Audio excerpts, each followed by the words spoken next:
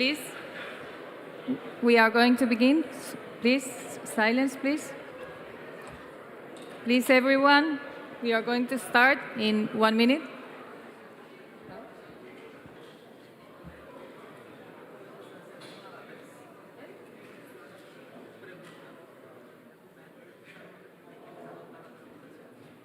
Sí.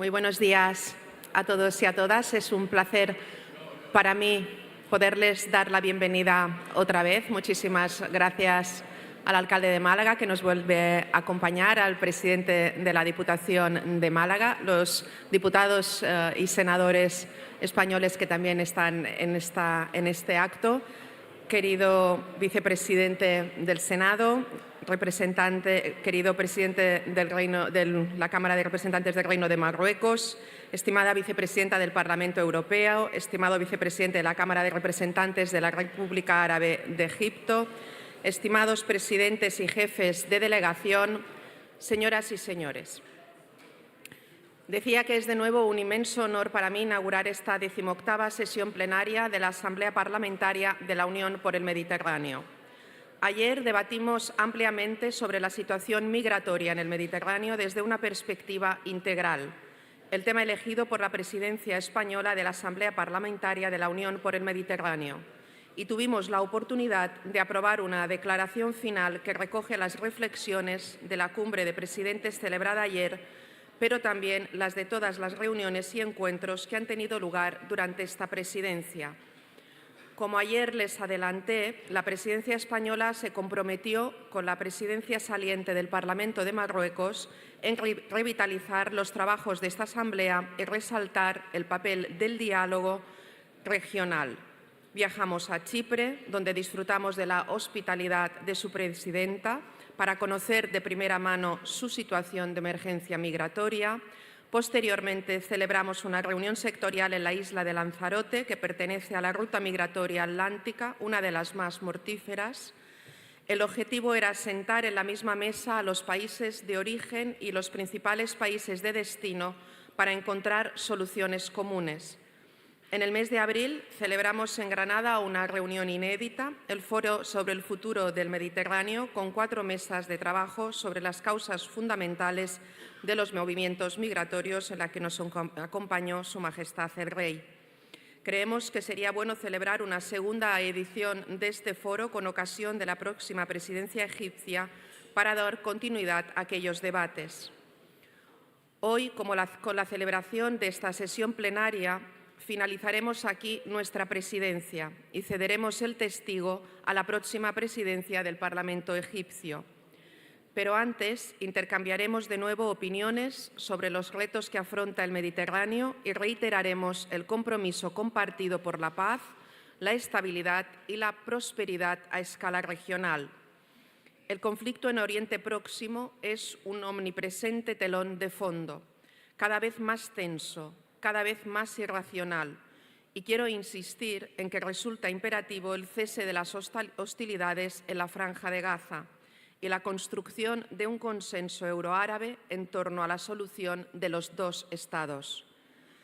El alto el fuego entre Irán e Israel debe hacerse permanente y total. De lo contrario, el tablero global se resquebrajaría aún más, con consecuencias nefastas. Recuperar la cordura a través del respeto a la legalidad internacional, el multilateralismo y el diálogo es el horizonte al que debemos dirigirnos, sin olvidarnos de los desafíos pendientes. Los movimientos migratorios acucian la necesidad de crear procesos legales más rápidos y fluidos, asistidos por sistemas informáticos modernos y agencias más eficaces, que nos permitan ordenar los flujos migratorios sobre la base de las necesidades de contrataciones reales. También es importante la inversión en los países de origen de la migración para evitar los desplazamientos migratorios no deseados y luchar contra las mafias organizadas. Además, es preciso atender con urgencia las devastadoras causas climáticas y medioambientales que están detrás de muchos de estos desplazamientos. Es una buena noticia, por tanto, el aumento considerable de la capacidad de uso de energías renovables en nuestra región mediterránea. Y debemos hacer todo esto sin desatender a las poblaciones más vulnerables: las mujeres, la mitad de la población, y las personas jóvenes que viven en la región mediterránea se enfrentan a retos muy particulares. La inversión en educación e innovación puede dar lugar a un crecimiento económico significativo, porque incorporaría al mercado de trabajo a un porcentaje muy importante de la población. Un sistema educativo de calidad puede contribuir también a luchar contra los extremismos y, sin duda, fomenta la cohesión social y cultural. Abriría la puerta a una cooperación más rica entre las dos orillas del Mediterráneo, con la justa y necesaria participación de la sociedad civil en el debate sobre la construcción de su futuro. Durante la presidencia española hemos incorporado con nosotros a esa forma de enfocar los foros a la Fundación Anna Lindh, y quiero agradecer a su director ejecutivo, Josep Ferrer, y a todo el equipo que nos haya acompañado. Hoy volveremos a tener jóvenes de la Fundación Anna Lindh explicándonos sus propuestas.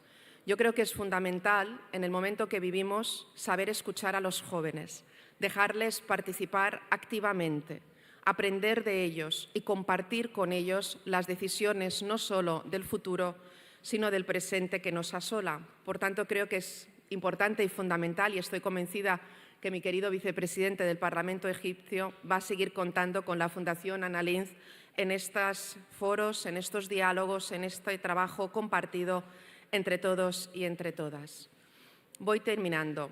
El diálogo está en el origen y en la esencia de la Asamblea Parlamentaria de la Unión por el Mediterráneo. Y en el diálogo, tan necesario en tiempos de creciente conflicto como el actual, los parlamentos tenemos un papel esencial. El pluralismo político que representamos permite llegar a puntos de acuerdo con un alcance muy superior al que permiten los gobiernos. Legitiman democráticamente las decisiones que los gobiernos impulsan para la consecución de la paz y la estabilidad en el proceso de integración regional mediterráneo y pueden dar una enorme visibilidad y transparencia al partenariado euromediterráneo. Por eso les animo mucho a seguir con su labor en el ámbito de cada una de las comisiones respectivas que conforman esta Asamblea durante la siguiente presidencia y de cuyas recomendaciones tendremos conocimiento en la sesión de hoy.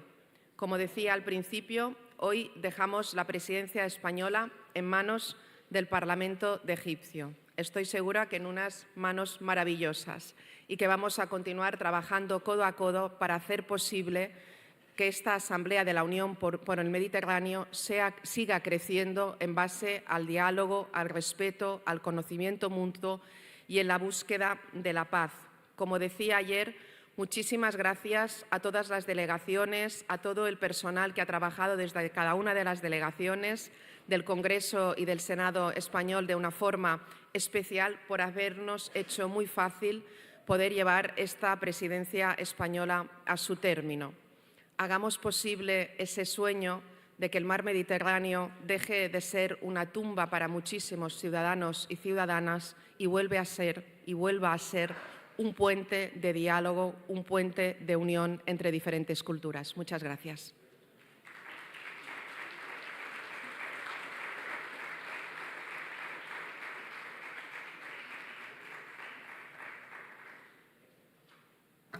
Tiene ahora la palabra la vicepresidenta del Parlamento Europeo, la señora Pina Picierno. Grazie cara Francina, cari colleghi, autorità, relatori. E per me è un grande onore prendere la parola oggi qui in questa assemblea importante a nome e per conto del Parlamento Europeo e desidero naturalmente iniziare rinnovando i miei sinceri ringraziamenti alla Presidenza spagnola per la grande qualità del lavoro che noi insieme abbiamo svolto nel corso di quest'ultimo anno. È stato un impegno costante, generoso, che ha portato come evidente un dinamismo nuovo a questa Assemblea. E un ringraziamento sentito va anche ai presidenti dei parlamenti di Egitto e di Marocco che insieme al Parlamento europeo, come sapete, sono parte dell'ufficio di presidenza e mi piace sottolineare lo spirito di cooperazione che abbiamo messo in campo nel corso di questo anno di lavoro insieme che è stato appunto fondamentale per consolidare e anche far progredire i nostri lavori. E la decisione della Presidenza di porre la cooperazione in materia di migrazione al centro della nostra agenda annuale non è stata soltanto opportuna, ma è stata assolutamente lungimirante e si è riflessa concretamente nei lavori delle 5 commissioni tematiche che hanno affrontato la questione con rigore, ma anche con grande apertura al dialogo. E mi piace sottolineare da subito la caratteristica fondamentale di questa assemblea, il fatto di avere una piattaforma politica unica, perché non è soltanto questo uno spazio di confronto. Può e deve essere questa assemblea il luogo in cui, attraverso una volontà condivisa, si può definire una prospettiva politica comune per il futuro della nostra regione. E di questa consapevolezza noi abbiamo un enorme bisogno, soprattutto ora, a 30 anni dal lancio del processo di Barcellona. Noi dobbiamo riconoscere che molte delle sfide che c'erano allora sono ancora presenti e che molte delle promesse che noi avevamo fatto allora alle cittadine e ai cittadini europei non sono state mantenute. Penso alla visione di uno spazio comune di pace, penso alla stabilità, alla prosperità dell'area che aveva caratterizzato l'ambizione, no, del processo di Barcellona. Ed è un'ambizione che deve continuare a ispirare i nostri sforzi e che deve continuare a guidarci verso l'obiettivo di rendere quell'aspirazione una realtà concreta per tutte le cittadine e cittadini del Mediterraneo. L'orizzonte della nostra area, del nostro Mediterraneo, oggi è segnato da un'incertezza profondissima. Penso ai conflitti in corso, dal Medio Oriente alla Libia, dal Sahel a Gaza. Non soltanto causano delle tragiche perdite di vite umane, ma come sappiamo generano una instabilità duratura e in fondo erodono la fiducia tra nazioni e comunità e alimentano anche flussi migratori irregolari, spesso drammatici. E allora su questo sfondo, che è già davvero molto molto fragile, le recenti escalation dei conflitti, penso al conflitto tra Israele e Iran, tutto questo ha ulteriormente intensificato le tensioni, facendo crescere il timore, la preoccupazione che l'intera regione mediorientale possa precipitare pericolosamente in una fase di conflitto prolungato, mettendo a rischio ogni possibilità di una stabilità duratura. E allora da qua accogliamo, da questa assemblea, con favore il cessate il fuoco fragile tra Israele e Iran e speriamo che possa consolidarsi. La situazione tragica che si sta consumando a Gaza impone l'urgenza di un'azione umanitaria che sia decisa, che sia efficace. Pensiamo ai civili, pensiamo alle infrastrutture pubbliche, alle infrastrutture sanitarie che devono essere protette secondo il diritto internazionale. E questa Assemblea deve ancora una volta esprimersi con grande chiarezza. La guerra deve cessare immediatamente, l'accesso umanitario a Gaza deve essere garantito. Gli ostaggi israeliani ancora detenuti dai terroristi di Hamas devono essere rilasciati e dobbiamo creare insieme le condizioni per ricostruire speranza. Certo, sappiamo che oggi parlare di una soluzione a 2 stati sembra e può sembrare sempre di più una speranza lontana. Eppure io sono molto convinta che è soprattutto ora e soprattutto nei momenti più difficili che noi dobbiamo riaffermare con forza la centralità e la necessità di una pace giusta, duratura e condivisa. E quella soluzione, quella di 2 stati, è l'unica strada possibile verso una pace giusta, duratura e condivisa. E dunque in questo contesto la diplomazia parlamentare assume un valore particolare, decisivo, perché la cooperazione, il dialogo tra rappresentanti eletti può contribuire a costruire ponti e può affiancare i canali diplomatici tradizionali. E allora, care colleghe e cari colleghi, il Mediterraneo deve poter tornare a credere nella possibilità di un'agenda positiva, in una strategia che non si limiti soltanto ad affrontare le crisi, ma che sappia anche promuovere uno sviluppo sostenibile, che sappia promuovere scambi culturali, prospettive concrete per i più giovani, per le giovani generazioni che sono il futuro del Mediterraneo. Noi abbiamo bisogno di una nuova generazione mediterranea che cresca nella conoscenza, nel rispetto reciproco, nella capacità e nel desiderio della collaborazione. E in questo senso noi accogliamo con grande favore l'iniziativa della Commissione europea, della commissaria Suiza, di avviare consultazioni per la creazione di un nuovo patto per il Mediterraneo. Il Parlamento europeo, sapete, non si limita ad osservare questo processo, ma partecipa attivamente ed è determinato a fare in modo che il patto risponda con coraggio alle sfide complesse che noi abbiamo elencato, che abbiamo esaminato in questo anno di lavoro e che noi abbiamo di fronte.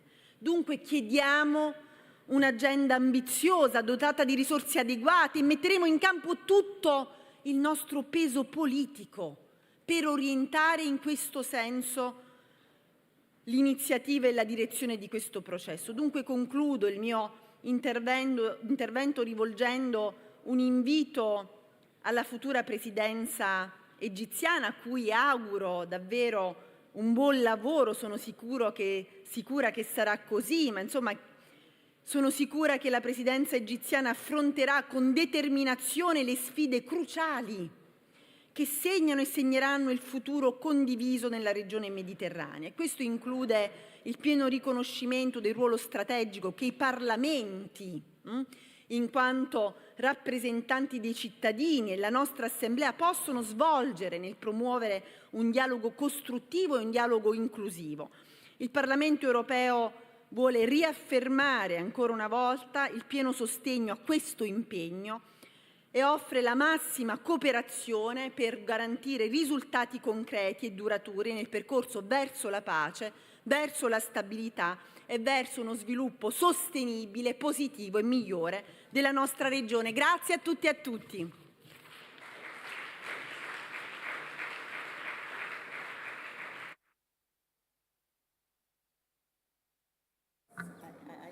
Muchas gracias, señora Picerno.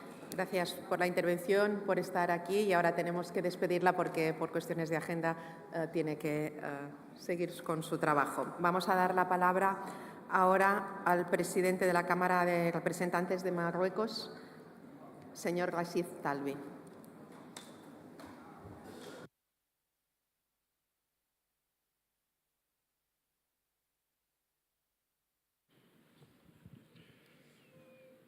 السيدة الرئيسة فرانسينا أرمنغول، رئيسة مجلس النواب بالمملكة الإسبانية، رئيسة الجمعية البرلمانية للاتحاد من أجل المتوسط، السيد خبير ماروطو، النائب الأول لرئيس مجلس الشيوخ بالمملكة الإسبانية، السيدات والسادة رؤساء المجالس التشريعية الأعضاء في الجمعية البرلمانية للاتحاد من أجل المتوسط، السيدات والسادة، نعقد أشغال جمعيتنا في دورتها 18 في سياق إقليمي ودولي وعلى خلفية وضع جد متوتر في منطقة الشرق الأوسط وفي أماكن أخرى من العالم، ما كان المحللون الاستراتيجيون ولا رجال السياسة يتوقعونه.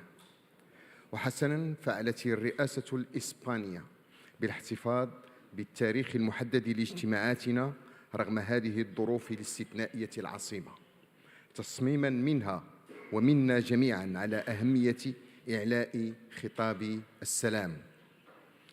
أشكركما إذن السيدة الرئيسة فرانسينا والسيد الرئيس بيدرو على دعوتكما الكريمة وعلى ما وفرته السلطات التشريعية والتنفيذية الإسبانية من شروط مريحة لتنظيم الدورة 18 لجمعيتنا البرلمانية والدورة التاسعة لقمة الرؤساء. وأود أن أثني بالخصوص على اختياركم هذه المدينة الإسبانية العريقة ذات الحمولة الحضارية والثقافية الغنية والمطلة على شواطئ المغرب لاحتضان هذه الاجتماعات بكل ما ترمز إليه من تاريخ في العيش المشترك والتواصل الحضاري.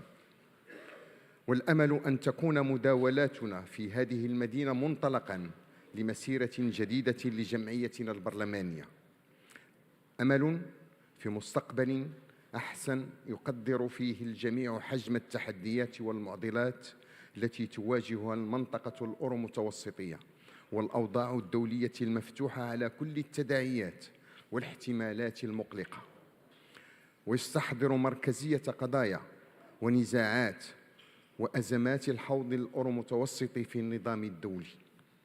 السيدة الرئيسة، الزميلات والزملاء، لا أجد مبرراً لإعادة استعراض التحديات والمعضلات التي تواجه منطقتنا، فعناوينها معروفة: النزاعات والحروب في شرق المتوسط وفي خلفيته الجيوسياسية، والهجرات واللجوء، والاختلالات المناخية، وأزمة الطاقة، والغذاء، والهوة بين الشمال والجنوب من حيث الثروات والتكنولوجيا. ولكن ليسمح لي الزميلات والزملاء أن أذكر وبمرارة وأسف بأن من يدفع ثمن هذه الأوضاع المتدهورة والتحديات هي الشعوب، وبأن الضحية الأكبر لذلك هو الشعب الفلسطيني، وبأن أصل معضلات المنطقة هو القضية الفلسطينية والصراع الإسرائيلي الفلسطيني. ومؤدى ذلك أن المدخل إلى تسوية مشكلات المنطقة هو وقف الحرب في غزة أساساً، وهي أولوية عاجلة كما ظل يؤكد على ذلك صاحب الجلالة الملك محمد السادس نصره الله رئيس لجنة القدس. مدخل إلى أفق سياسي كفيل بإقرار سلام عادل ودائم في المنطقة، وجوهره حل الدولتين بما يقطع الطريق على التطرف وعلى استغلال النزاعات من أجل مصالح قطرية، وبما يفتح الطريق للتعايش والتعاون والتنمية المشتركة وتوجيه مقدرات وثروات المنطقة نحو التنمية والازدهار والحياة الكريمة. والواقع أنه دون تمكين الشعب الفلسطيني بقيادة مؤسساته الرسمية المعترف بها دولياً من حقوقه المشروعة في الاستقلال وبناء دولته الوطنية المستقلة وعاصمتها القدس الشرقية وفق قرارات الشرعية الدولية، فإن المنطقة ستظل رهينة العنف والتعصب والتشدد وعدم الاستقرار.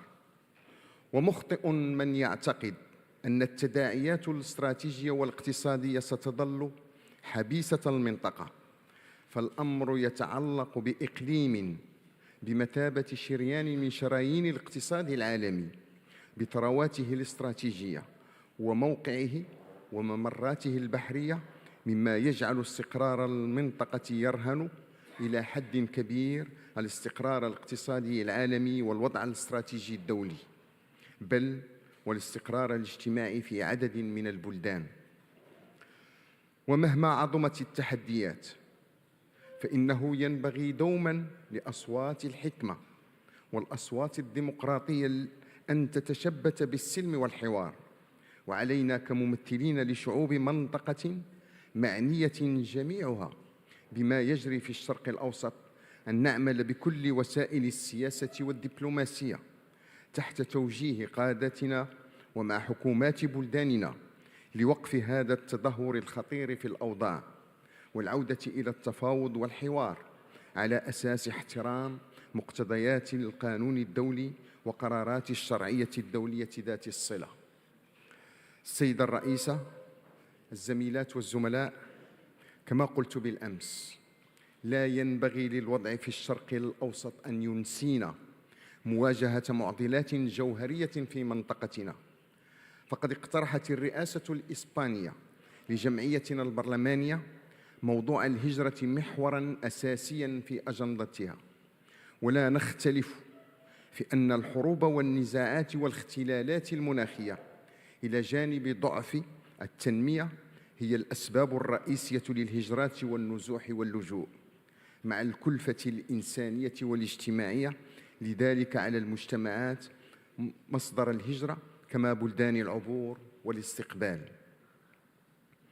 وقد سبق لنا في الدورات العامة للجمعية، وكما على مستوى أجهزتها وفي قمم الرؤساء، وخصوصاً خلال منتدى غرناطة الأخير، أن شخصنا أسباب الظاهرة، ومنها بالإضافة إلى ما ذكرت وجود طلب متزايد على الهجرة النظامية والحاجة إليها في بلدان الاستقبال، فضلاً عن الطبيعة التاريخية لهذه الظاهرة.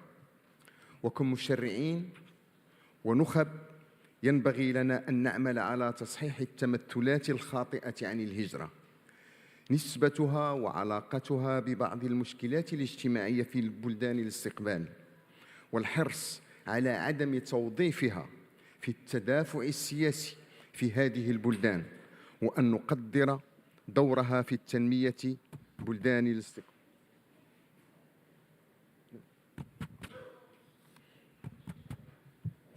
Funciona?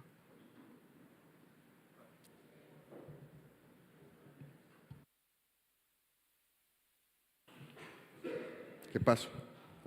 Ahora.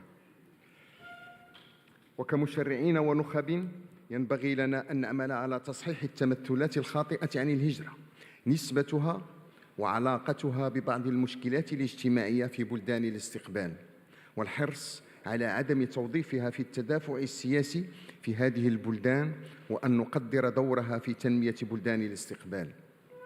وفيما يخص تدبير الهجرات، ومع ضرورة العمل على التوجه إلى جذور الظاهرة وأسبابها في البلدان الأصلية، ينبغي أن نقدر أدوار بلدان العبور والكلفة التي يتطلبها هذا التدبير. في هذا الصدد أجدد التذكير بالتعاون النموذجي والتنسيق المحكم بين المملكتين المغربية والإسبانية في تدبير تدفق المهاجرين من مختلف بلدان الجنوب وفق رؤية إنسانية حقوقية ملتزمة بروح ميثاق مراكش حول الهجرة الآمنة والنظامية والمنتظمة كما صادقت عليه الأمم المتحدة. الزميلات والزملاء، ينبغي لنا في البرلمانات الأورومتوسطية أمام التحديات الكبيرة التي تواجهها منطقتنا والعالم أن نتذكر ونتمثل تاريخ هذا الحوض وإسهامه الحاسم في بناء الحضارة البشرية، وكيف أنه كان دوماً أرض القيم والفكر والإبداع والتعايش والتضامن وحب الحياة والحرية والمبادلات والتنقلات والهجرات. في الختام أود أن أثني على ما قامت به الرئاسة الإسبانية لجمعيتنا البرلمانية في شخص الزميلة فرانسينا والزميل بيدرو، وليس ذلك بغريب عن بلد متوسطي يفخر بهذا الانتماء، بلد ملتزم بالسلم والتضامن واحترام الآخر. من جهة أخرى أهنئ الزميل الدكتور حنفي جبالي رئيس مجلس النواب بجمهورية مصر العربية الذي سيتولى الرئاسة الدورية لجمعيتنا، مجدداً له الدعم فيما سيقوم به وما ستقدم عليه الرئاسة من مبادرات نأمل أن تسهم في استعادة بعض من الهدوء إلى المنطقة. شكراً على كرم الإصغاء.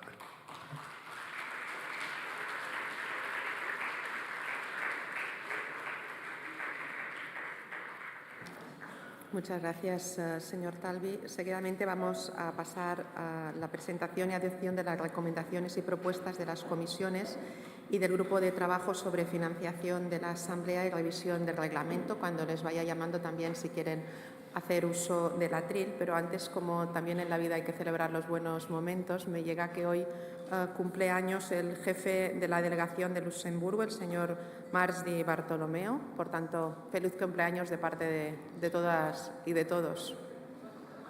No sé dónde le tenemos.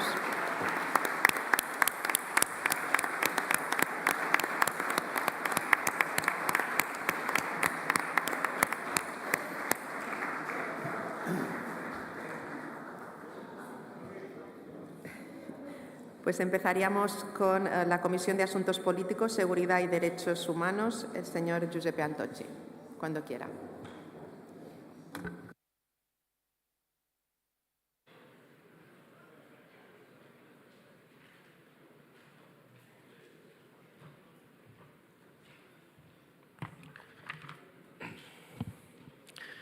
Illustre Presidenza, onorevoli rappresentanti delle due sponde del Mediterraneo. Raccomandazioni a cui abbiamo lavorato quest'anno con i membri della Commissione per gli Affari Politici, che ringrazio per i loro validi contributi, è centrata sui suggerimenti mirati a migliorare la cooperazione tra le due sponde per garantire un'adeguata gestione dei flussi migratori.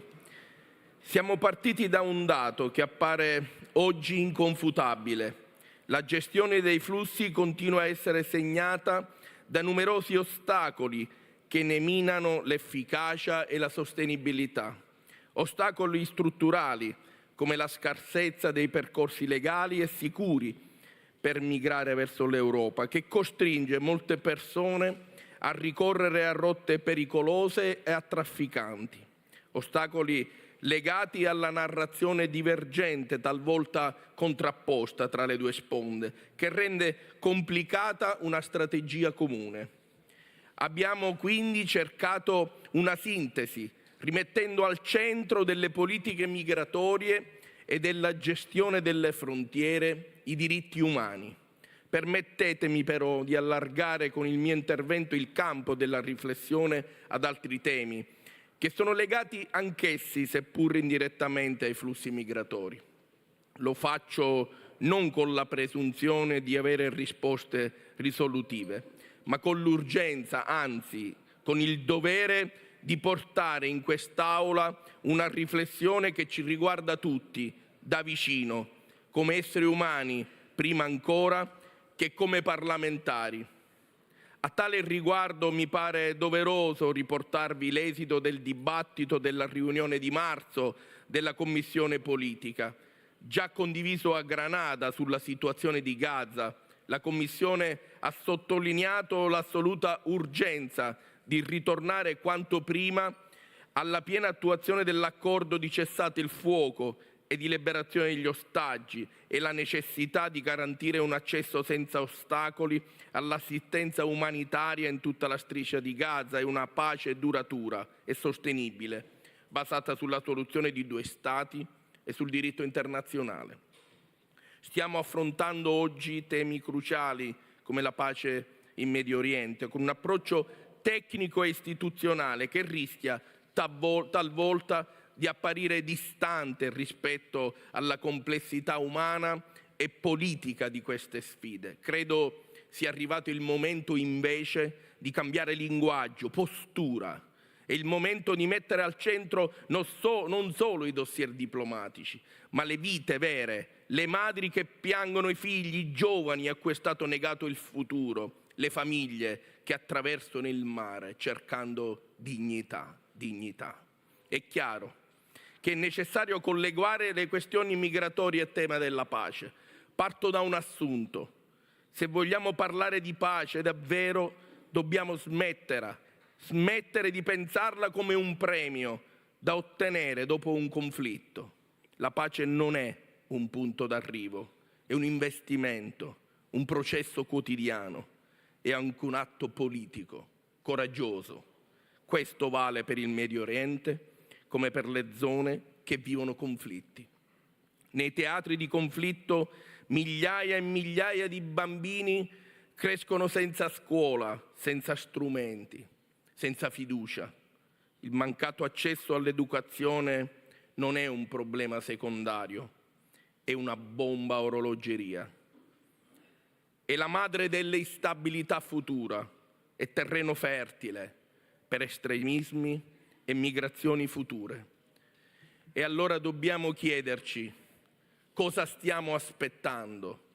Siamo sicuri che per discutere di come migliorare la cooperazione in ambito di flussi migratori dobbiamo attenerci ai soliti schemi? Investire nella pace significa anche investire nella promozione dei diritti umani, evitando flussi migratori forzati e salvando così tante vite umane. Investire nella pace non è un'utopia, è una strategia. Il Medio Oriente non è solo un teatro di crisi, è anche un laboratorio di civiltà, di coabitazione, di convivenza millenaria. I nostri popoli hanno mangiato lo stesso pane, condiviso parole simili, creduto negli stessi sogni. Non permettiamo che siano le divisioni a dettare l'agenda. Non lasciamo che il Mediterraneo, teatro di migrazioni, sia ricordato come un confine di morte. Facciamolo rinascere come culla del futuro. Ma dobbiamo cominciare adesso, con noi, con tutti noi. Vorrei chiudere con una parola: speranza. La speranza di ricordare coloro che hanno perso la vita con l'impegno, non solo con le commemorazioni, con i fatti di ognuno di noi, con l'impegno, ritogliendoci un pezzetto di responsabilità. Tutti noi che siamo qui dobbiamo avere la forza e la lungimiranza di trasformare questo dolore in amore. Noi possiamo farlo, sì, possiamo farlo. Grazie.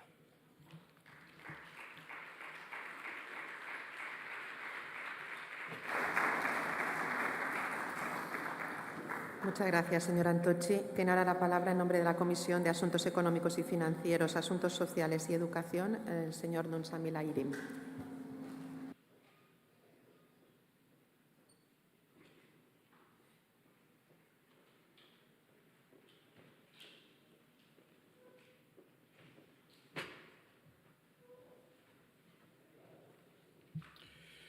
Sayın Başkan, değerli meslektaşlarım, öncelikle İspanya'nın başkanlığı döneminde göstermiş olduğu çalışmalardan dolayı kendilerine teşekkür ediyorum. Değerli meslektaşlarım, Akdeniz için Birlik Parlamenter Asamblesi çatısı altında gerçekleştirdiğimiz bu toplantılar bizlere ortak geleceğimizi yeniden düşünme imkanını sundu. Farklı komitelerde yürütülen verimli çalışmalar, bölgesel dayanışma vizyonumuzu daha da pekiştirmiştir. 28 Nisan 2025 tarihinde İstanbul'da başkanlığını yürüttüğüm ekonomik ve mali konular, sosyal işler ve eğitim komitesi çalışmalarımız çerçevesinde göç konusunu kapsamlı ve bütüncül bir şekilde ele almaya çalıştık. Akdeniz'in iki kıyısı arasında daha adil, insan onuruna saygılı bir göç politikasının gerekliliğine dikkat çektik. Yük paylaşımı ve yasal yolların açılması gibi somut önerileri tartıştık. Avrupa-Akdeniz hattındaki göç ilişkilerinin ekonomik ve sosyal yapılar üzerindeki etkilerini de konuştuk. Küresel eşitsizliklerin bölgemizde genç işsizliği, sosyal dışlama ve kırılganlıkların nasıl derinleştiğini gördük. Değerli meslektaşlarım, hepimizin bildiği üzere göç tarih boyunca Akdeniz'in kimliğini şekillendirmiş, medeniyetlerin kesişim noktasında dinamik bir unsur olmuştur. Ancak günümüzde göç yalnızca bir hareketlilik meselesi değil, aynı zamanda ekonomik kalkınma, iş gücü piyasası, sosyal uyum ve güvenlik politikaları üzerinde doğrudan etki olan karmaşık bir olgu haline gelmiştir. Artık göç olgusu hiçbir ülkenin tek başına üstesinden gelebileceği bir mesele değildir. Bu yüzden Avrupa Akdeniz bölgesinde daha fazla dayanışma, sorumluluk paylaşımı ve eşgüdüm çağrısında bulunuyorum. Kaynak, transit ve hedef ülkeler arasında çok taraflı bir işbirliğini artırmalı, aynı zamanda insani değerleri, insan haklarını ve kalkınmayı temel alan kapsamlı göç stratejilerini geliştirmeliyiz. Göçü bir kriz değil, fırsat olarak görmeliyiz. Son olarak bölgemizde meydana gelen Filistin-Ukrayna arasındaki Filistin ve Ukrayna'da yaşanan hadiseler, en son İran-İsrail savaşı bölgemizin daha fazla huzura ihtiyacı olduğunu göstermektedir. Biz Türkiye olarak Gazze'de günlerdir devam eden bu savaşın bir an evvel durmasını temenni ediyoruz. Çünkü orada suçsuz insanlar, çocuklar, gençler, yaşlılar öldü. 50 binden fazla orada yaşamını kaybeden insanlar var. Temennimiz iki devletli bir çözüm, başkenti Doğu Kudüs olan bir çözüm. Burada da dile getirildi. Biz de aynı şekilde bunu desteklediğimizi ifade etmek istiyorum.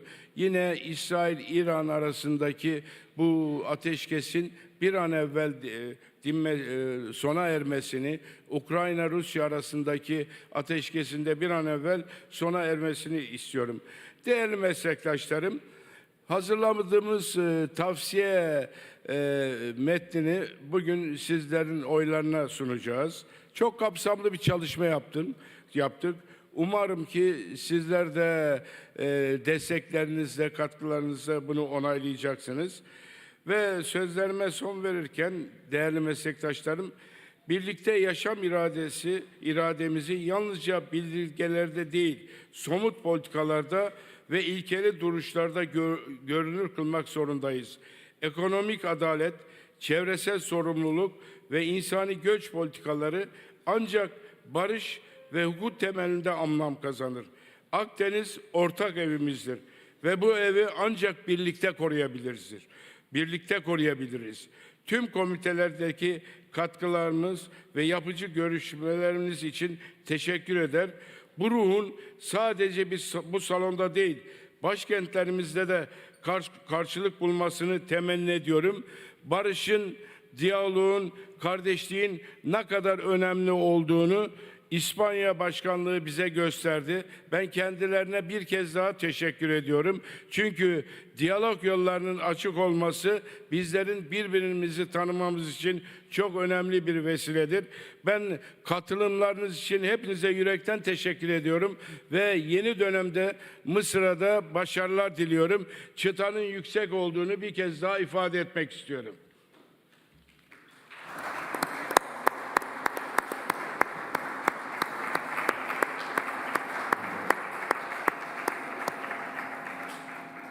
Muchas gracias, señora Irem. Ahora, en nombre de la Comisión para la Mejora de la Calidad de Vida, los intercambios entre la sociedad civil y la cultura, tiene la palabra el señor Mohamed Chidou.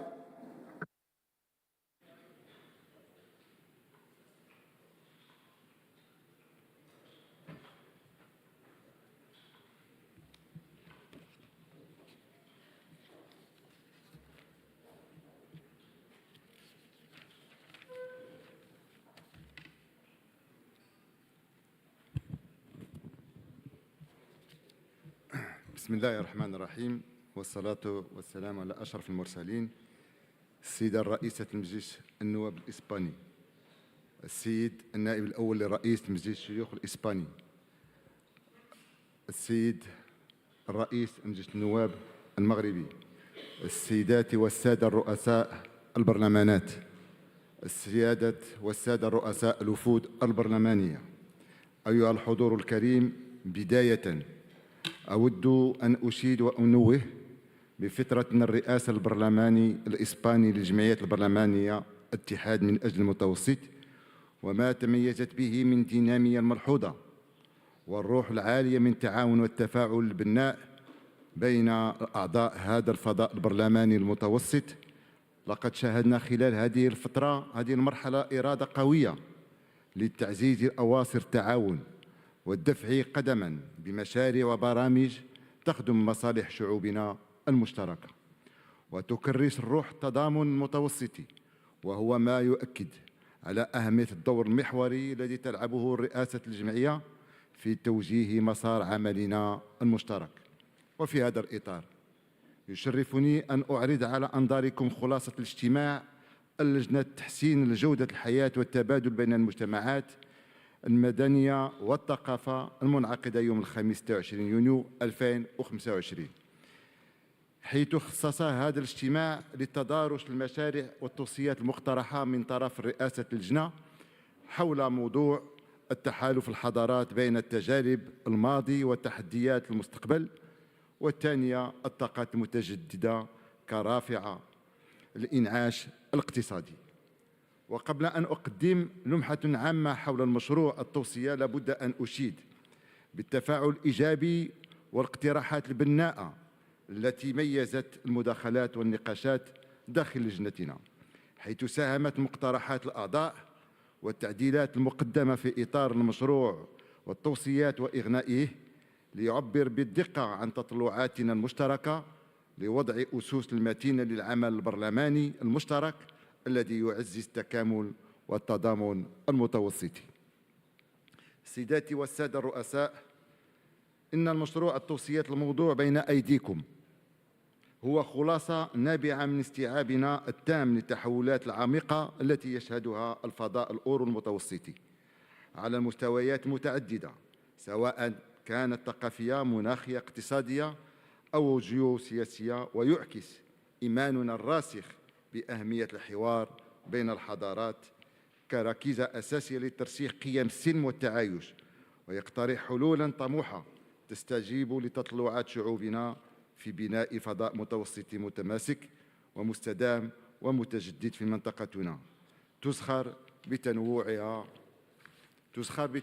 الثقافي والديني، حيث يبقى الحوار والتقارب بين مختلف الشعوب الحل الأمثل لمواجهة التوترات والتحديات المتنامية. بالإضافة لذلك، يؤكد المشروع على أهمية الاستراتيجية الخاصة بالانتقال الطاقي باعتبارها رافعة أساسية للإنعاش الاقتصادي والمحفز لابتكار التكنولوجي، فضلاً عن كونها آلية فعالة لتحقيق العدالة البيئية وتحسين جودة الحياة. فبالنسبة لمحور تحالف الحضارات، نؤكد على تقديرنا العميق للإرث التاريخي والثقافي والديني المشترك بين الشعوب الضفة المتوسطي، الذي يشكل رصيداً ثميناً وإرثاً وازناً في مواجهة تصاعد التطرف والانغلاق الهوياتي.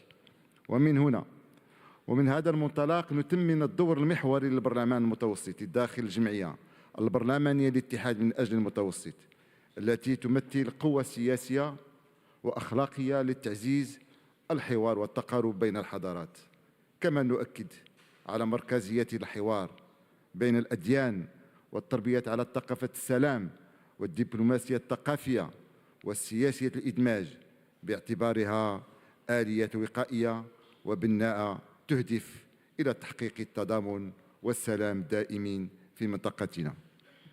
أما في المحور الثاني المتعلق بالطاقات المتجددة كرافعة استراتيجية للإنعاش الاقتصادي، فنحن أمام فرصة حقيقية تستوجب تضافر الجهود لاستجلاء التحديات المناخية واستغلال المؤهلات الطبيعية الغنية التي تزخر بها منطقتنا من طاقة شمسية وريحية وكتلة حيوية، وصولاً إلى الهيدروجين الأخضر الذي يفتح آفاقاً جديدة للطاقة النظيفة.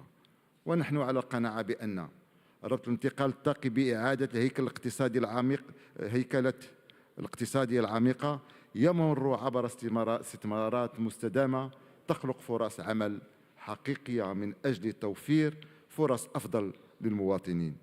وفي هذا الإطار أدعو زملائي البرلمانيين إلى الاطلاع بأدوارهم من خلال سن التشريعات الملائمة والمصادقة على الميزانيات ووضع الأطر الاستراتيجية الداعمة لهذا التحول الأخضر.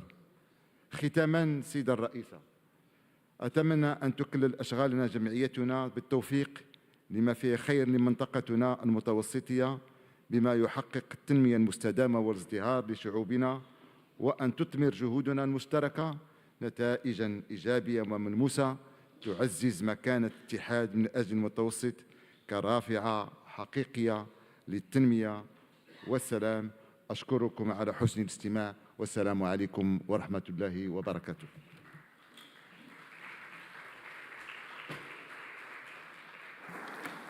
Muchas gracias, señor Cidú. En nombre de la Comisión de Derechos de la Mujer en los países euromediterráneos, tiene la palabra la señora doña Simona Petrucci.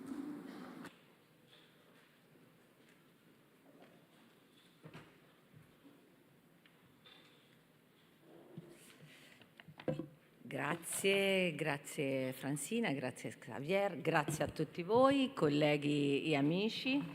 Permettetemi in questa sede di fare un ringraziamento speciale a tutti i membri della Commissione dei diritti delle donne.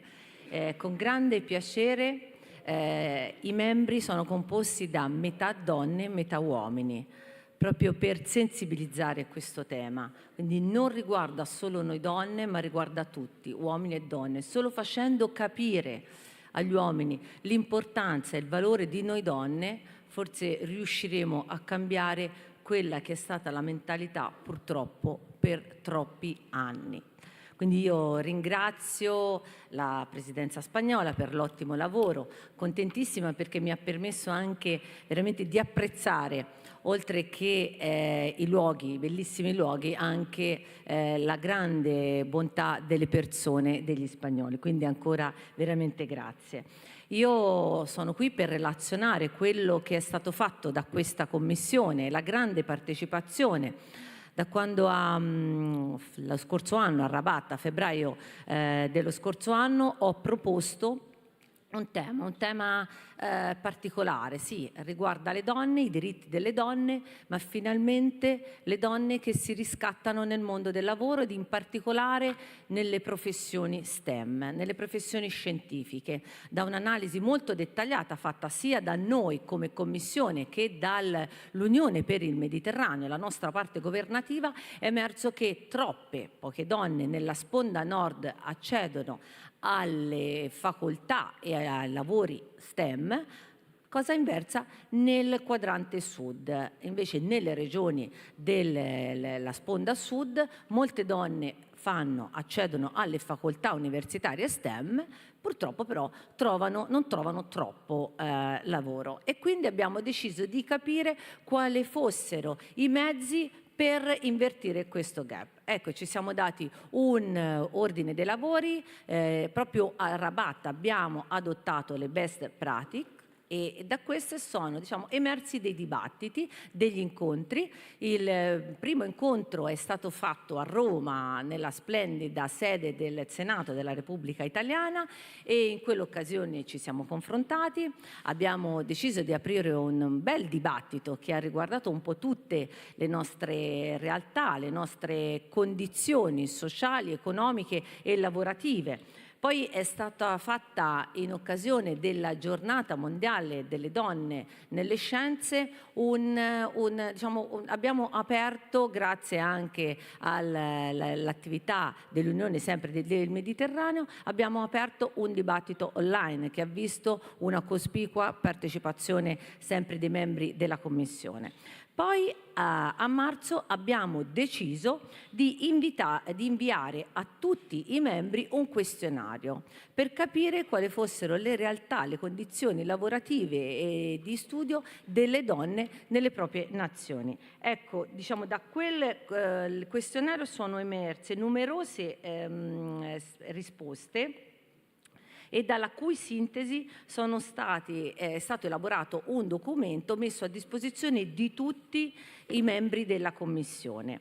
Questo ci ha permesso di includere e valorizzare dei contributi significativi nella bozza di risoluzione sul tema delle donne e delle professioni STEM, che poi è stata aperta agli emendamenti ed ulteriormente quindi arricchita. Credo che insieme abbiamo fatto un gran lavoro, abbiamo fatto un buon dialogo e con uno spirito di collaborazione abbiamo prodotto, secondo me, un ottimo risultato e un ottimo documento in cui noi proponiamo programmi di orientamento precoce per le ragazze, borse di studio specifiche, programmi di mentoring garantendo allo stesso tempo opportunità di carriera e trattamenti salariali finalmente più equi. È motivo di particolare soddisfazione annunciare qui che grazie dai nostri approfondimenti, dalla costante attività di networking e dalla cosiddetta diplomazia parlamentare è emersa la concreta possibilità che l'Unione per il Mediterraneo trovi dei finanziatori per un puntuale progetto di formazione rivolto a donne della sponda sud tra i 18 e i 29 anni, che è volto a creare curricula STEM per l'ingresso nel mondo lavorativo della green economy. Uno sbocco concreto, un progetto che, prendendo in prestito un'espressione da gergo dei tecnici e degli ingegneri e dei geologi, io sono un tecnico, può concretamente finalmente essere messo a terra. Quindi è un segnale di fiducia nelle donne e nel futuro del nostro grande, meraviglioso quadrante mediterraneo. Questo punto di questo progetto è stato inserito nel dispositivo della nostra raccomandazione che ieri è stata approvata. Sono veramente quindi orgogliosa di quello che è stato fatto da questa Commissione. Sempre ieri è stato annunciato il nuovo tema che porteremo avanti perché non dobbiamo assolutamente perdere tempo, abbiamo messo le basi, abbiamo messo le fondazioni e la nostra idea è che qui a breve porremo finalmente dei muri e alzeremo i muri per poi mettere il tetto e completare il grande lavoro che è stato fatto da questa Commissione. Quindi grazie ancora a tutti, grazie Franzina e veramente un grande in bocca al lupo al futuro Presidente di questa grande e meravigliosa Commissione. Grazie.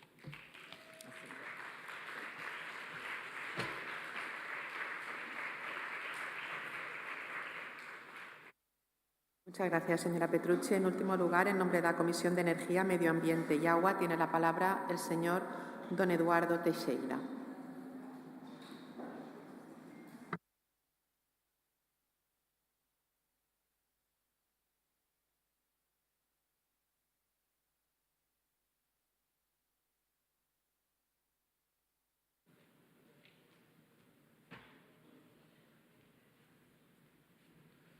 Muchas gracias, señora Presidente Francina Armengol, de la Cámara de Diputados Española, caro Vicepresidente Xavier Maroto del Senado Español, mi caro Mohamed Aymein del Parlamento de Egipto, caro miembro de Rachid Alami del Parlamento de Marruecos, a todos muchos buenos días y muchas gracias por la oportunidad de participarmos nesta magnífica sesión en que gostaria de dar un registro muy positivo y agradecer a la presidencia española por los magníficos trabajos que organizó y por la magnífica sesión que hoy está se desenvolvendo aquí en Málaga, una ciudad fantástica.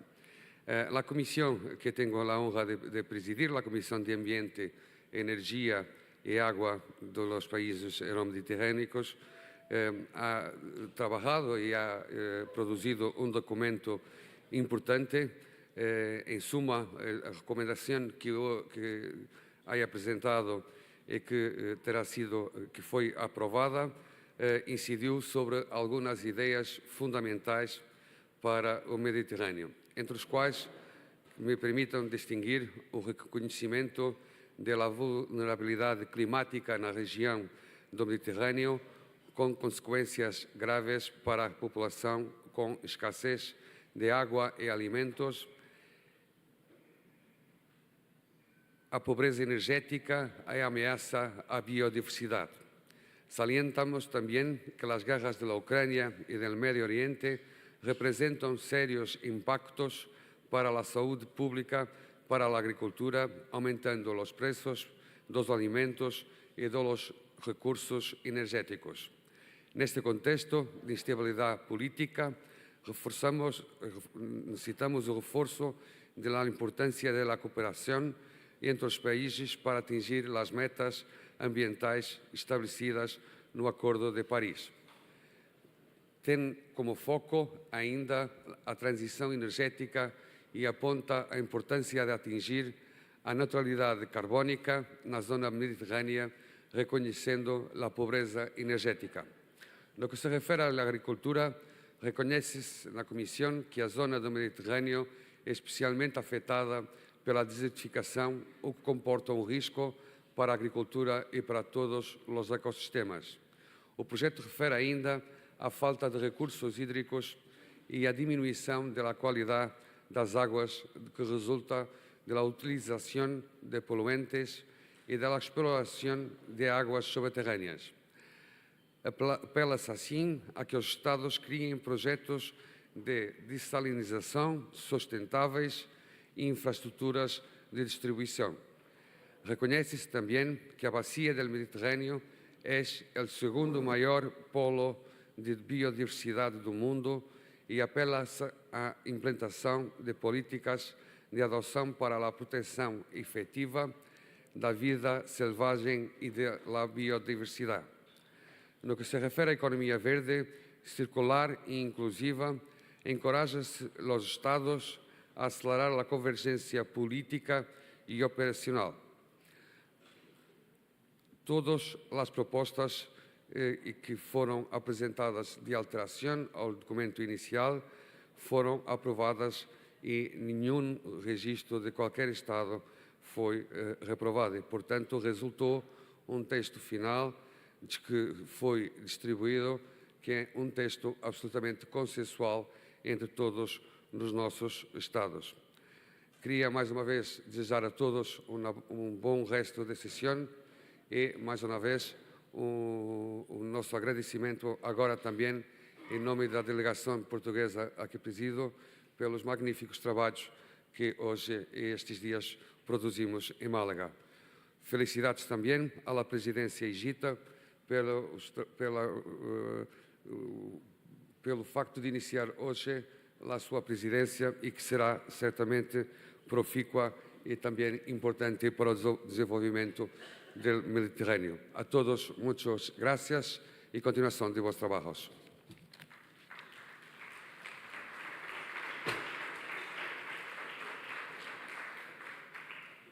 Muchas gracias, señor Teixeira. Me comunican que todas las delegaciones han recibido por mail los textos de las recomendaciones que llevan las comisiones, que creo que han sido muy consensuadas. Si a todos les parece bien, las podríamos dar por aprobadas. Pues un aplauso para todos los que lo han trabajado.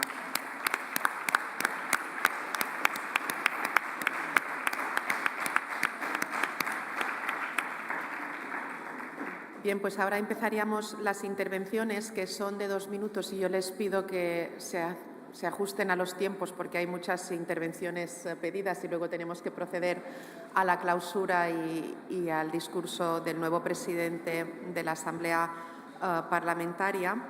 Las intervenciones las pueden realizar desde donde están ustedes situados. Si alguien se quiere levantar de pie, bien, y si quieren hacerlo sentados, no hay ningún problema, lo que ustedes prefieren. Empezamos con el presidente de la Cámara de Representantes de Malta, el señor Don Angelo Farrugia. Thank you, Chair. I will go very quickly through some of the reports with regards to the political affairs, security and human rights. Definitely our peoples are not asking for speeches. They are demanding action, and that is why Malta proposes clear steps to this Assembly. First, the creation of the PAUFM Human Rights Monitoring Mechanism, mandated to produce annual independent country reports free from political interference. With regards to the report about the improving quality of life, civil society and culture, let me speak very clearly. Civil society is definitely essential to democracy, but civil society is not a license for disorder, nor is it an excuse for those who abuse freedom to sow division, hatred or confusion. There is the difference between civic engagement and ideological activism. So fake news is not free speech. It is a weapon. It does not inform, it infects. and whether it wears the marks of civil society, it endangers our republics from within. First, we must enshrine legal protections for genuine civic space while outlawing the deliberate spread of misinformation, especially when cloaked in language of rights. With regards to the theme economic and financial affairs, social affairs and education, I would like to inform that Malta has always proposed 3 decisive measures. First, the creation of the Mediterranean innovation and skill hubs, physical compasses for future industries. Second, every parliament represented here should also introduce what we call the mandatory social justice impact assessment on public budgets. This assessment will reveal who benefits, who is ignored, and who can no longer afford to wait for equity. And the third, I call for a binding Mediterranean youth guarantee to ensure that no young person should be left idle. And finally, with regards to the theme energy, environment and water, definitely we have a problem of water in the coming years. The urgency is becoming even greater. Today, close to half of the global population experience water scarcity at least once a year. Within just 5 years, global freshwater demand is projected to exceed supply by over 40%. So we have to address this problem, and I thank the Maltese Member of Parliament in the European Parliament, Thomas Bayada, who has led the way through the water resilience strategy. He has even demanded binding efficiency targets, action against toxic PFAC contamination, and public investment in water-saving infrastructure. His words ring clearly, and I quote, "Water is not optional, it is life, and our duty is to protect it." Thank you very much. Muchas gracias. Tiene la palabra ahora el director ejecutivo de la Fundación Ana Linz, señor Josep Ferrer.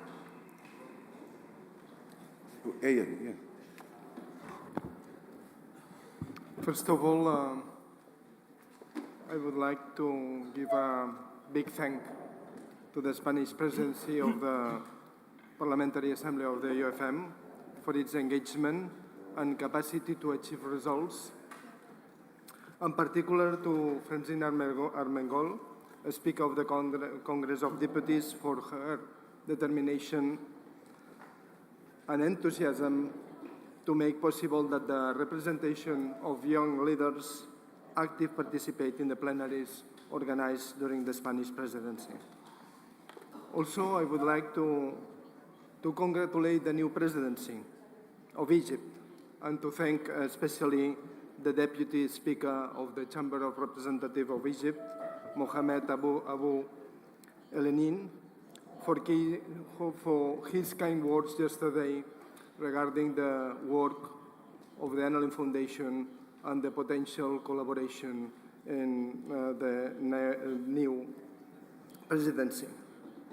Indeed, the Annalyn Foundation is at the disposal of the Annalyn Foundation, not only to collaborate in terms of the participation of youth, but also to promoting intercultural dialogue and enhancing visibility of the Barcelona process, fostering inclusion, social cohesion, and institutional cooperation.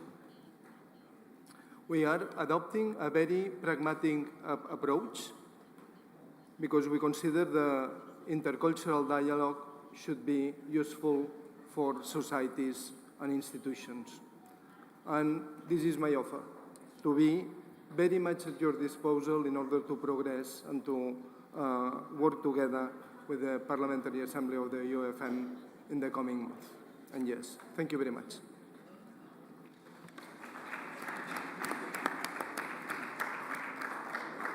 Muchas gracias, señor Ferrer. Tiene ahora la palabra el director general de Casa Mediterránea, señor don Andrés Perello. Muchas gracias, señora presidenta, señores de la mesa. En esta reunión de dignos representantes de la soberanía nacional de las naciones de la Unión Europea y del Mediterráneo se ha hablado de seguridad, de paz, de inmigración, de genocidio, de reconocer 2 estados, y creo que es una buena ocasión para trasladar a nuestros gobiernos lo que aquí se ha hablado y para intentar alinear las declaraciones y las palabras con los hechos. Si todos pasamos por la palabra que estamos en contra del genocidio, actuemos con el poder que tienen los gobiernos para que de verdad parezca que estamos en contra del genocidio en Gaza. Si todos pasamos por la palabra que estamos a favor de la solución de los dos Estados, actuemos reconociendo al Estado de Palestina para que de verdad pueda haber dos Estados. Ese es un mensaje de alineación de la coherencia entre las palabras pronunciadas y los hechos de los gobiernos que podemos trasladar de aquí. El segundo mensaje sería, por favor, dejen de garantizar la seguridad, garanticen la existencia de las personas y las naciones.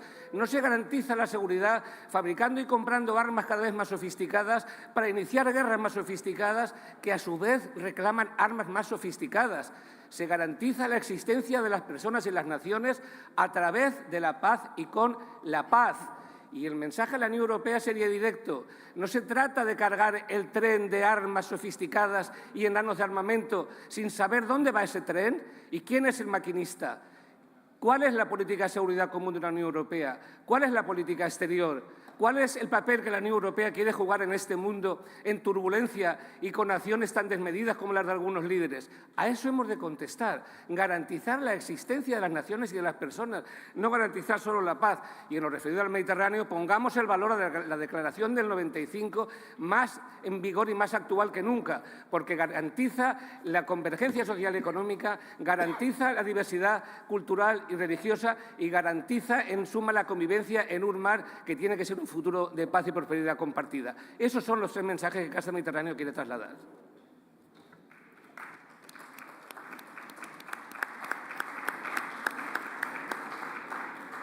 Muchísimas gracias, señor Perelló. Tiene ahora la palabra el miembro del gabinete de la comisaria suiza, señor Raúl Hernández.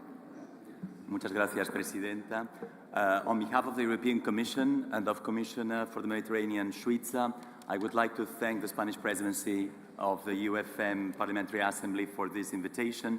Working on a new pact for the Mediterranean is a key political priority for this Commission. The EU and Mediterranean partners are developing it together on the basis of joint ownership. A comprehensive consultation with both governmental and non-governmental stakeholders is ongoing. The Commission and the High Representative intend to adopt this new pact after the summer. There is momentum to seize, that we should be seized to find solutions to common challenges in the Mediterranean with ambition, with the objective to provide prosperity, peace and stability with concrete deliverables for the benefit of all. Joint priorities that we are working on include fostering people-to-people contacts, including skills and mobility for quality jobs, cultural and educational exchange. Second, on tapping the potential of the economy with sustainable investments, energy and digital connectivity, trade and also the opportunities under the blue economy. Third, strengthening the resilience, migration management, security and peace. Migration can only be managed with a comprehensive whole-of-route approach, preventing irregular migration, fighting smugglers, providing protection for those in need and along the routes, and paving the way for legal pathways. Fostering regional cooperation is crucial. The work of the new pact is timely, coinciding with the 30th anniversary of the Barcelona process, and the Union for the Mediterranean has a key role to play in the implementation of concrete initiatives under the pact. To conclude, one concrete deliverable that we are working on is establishing a youth parliamentary assembly, fundamental for an inclusive pact to have the youth on board. Engagement with the youth is very dear to Commissioner Suiza, and inspired by frameworks run by the youth, like the European Youth Forum and national councils, youth sounding boards, the European Commission is looking forward to facilitate discussions with the upcoming presidency of the Parliamentary Assembly, the European Parliament, and other stakeholders like the Annalyn Foundation. Gracias, Presidenta.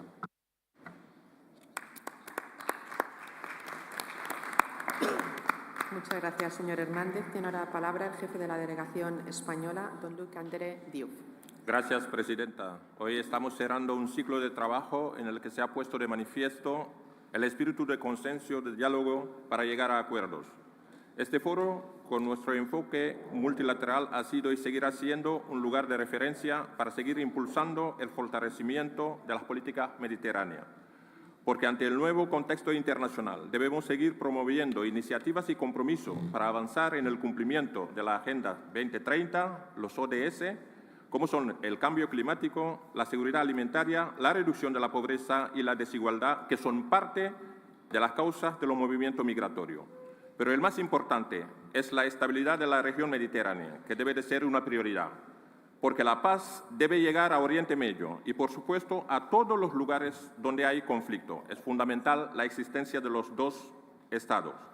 Europa ha ido creando un marco por y para la defensa de los derechos humanos y debemos seguir avanzando sobre esta línea, al igual que en todos los foros donde se pone en valor la riqueza del ser humano y el progreso del bienestar de todos, porque la población civil nunca puede ser víctima de un conflicto bélico, porque los Estados no deben quedar impunes a las atrocidades cometidas, porque la paz y la seguridad no se construyen ni con hambruna, ni huérfanos, ni enfermedades, ni muerte. Es el diálogo, una de las herramientas más poderosas para evitar, solucionar los conflictos. Y este foro, esta Asamblea de la Unión por el Mediterráneo, es la prueba de ello. Somos un gran ejemplo de esfuerzo y de compromiso por el trabajo que realizamos todos. Sigamos contribuyendo a que esta región del Mediterráneo sea un lugar de paz, de seguridad, porque, como dije antes, hay que abordar demasiados retos, entre ellos la realidad migratoria, y confío plenamente que llegaremos a acuerdo poniendo en valor la defensa de los derechos humanos encima de todo. Por el esfuerzo y el trabajo, pues dar las gracias a las comisiones y también a los plenarios y felicitar a los compañeros que van a asumir la presidencia, el señor de Egipto y su delegación. Muchas gracias.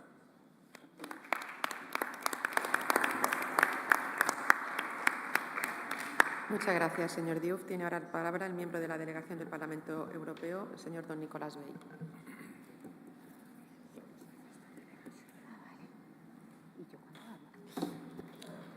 Merci beaucoup, chers collègues. Je voudrais tout d'abord saluer la nouvelle présidence égyptienne de notre Assemblée parlementaire. Je me réjouis des travaux passionnants qui ont caractérisé cette séance à Malaga, avec beaucoup de thèmes, beaucoup de défis à relever. C'est d'ailleurs la raison d'être de l'Union pour la Méditerranée, la conscience de défis communs à relever et par conséquent qui s'appuie sur cette civilisation que nous avons en partie en commun autour de la Méditerranée. Je parle au nom du groupe des conservateurs et réformistes européens qui représente la droite et les conservateurs du Parlement européen avec des députés de 19 nationalités différentes. Nous avons en effet de part et d'autre de la Méditerranée des sources civilisationnelles communes. Quand on parle de la civilisation européenne, on pense évidemment à la Grèce et la Rome antique, mais aussi à Jérusalem. Et bien sûr, nous avons beaucoup de travaux à mettre en œuvre ensemble parce que ce sont nos partenariats qui nous rendront mutuellement plus forts demain. Je voudrais partager avec vous trois thèmes qui me semblent fondamentaux. D'abord, celui de l'immigration.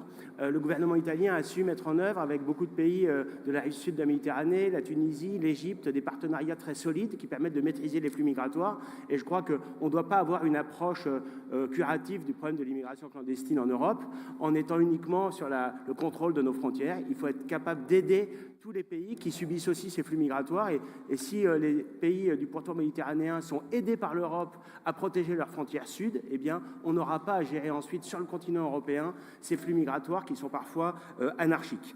Le deuxième point que je voulais évoquer avec vous, c'est la question de la lutte contre le terrorisme et l'islamisme, parce qu'aujourd'hui, c'est une menace terrible pour nos nations. Et je sais que là aussi, les pays de la rive sud de la Méditerranée ont été durement touchés et les pays de civilisation islamique ont évidemment un rôle particulier à jouer pour enrayer, endiguer cet islamisme radical qui prospère et qui est une menace terrible pour notre sécurité. Je sais en disant ça que beaucoup de pays ont joué un rôle majeur, ont réussi à combattre efficacement cet islamisme, mais il faut évidemment pas relâcher la pression et c'est un combat de tous les jours. Et enfin, bien sûr, la sécurité et donc la souveraineté territoriale, l'intégrité territoriale de nos pays. Je pense évidemment à nos amis marocains dont l'intégrité territoriale doit être défendue, préservée. Et là aussi, les nations européennes doivent être à leur côté. Voilà, je vous remercie.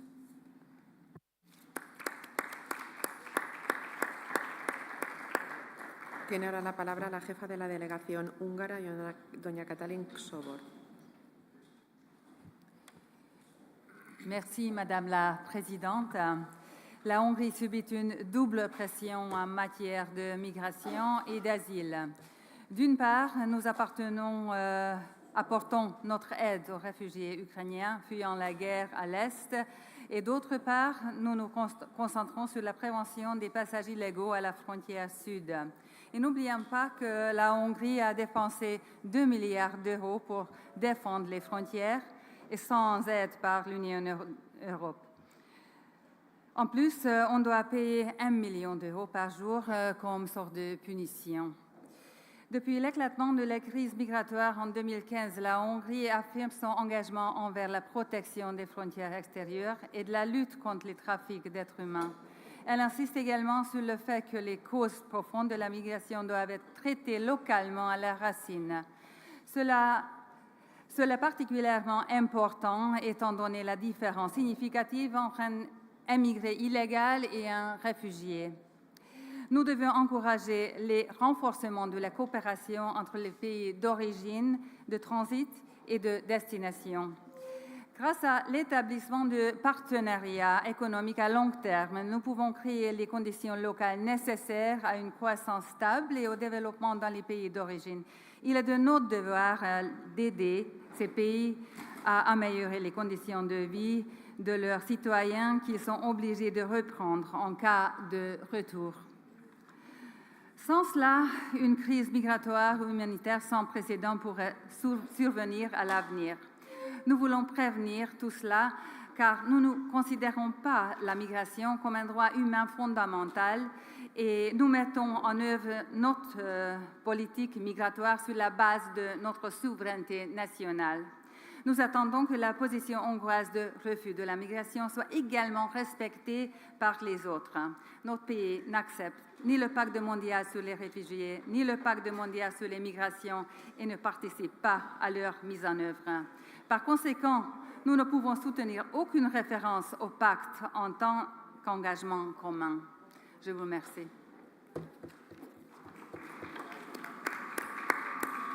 Muchas gracias. Tiene la palabra ahora la jefa de la delegación eslovena, la señora Stojanovic.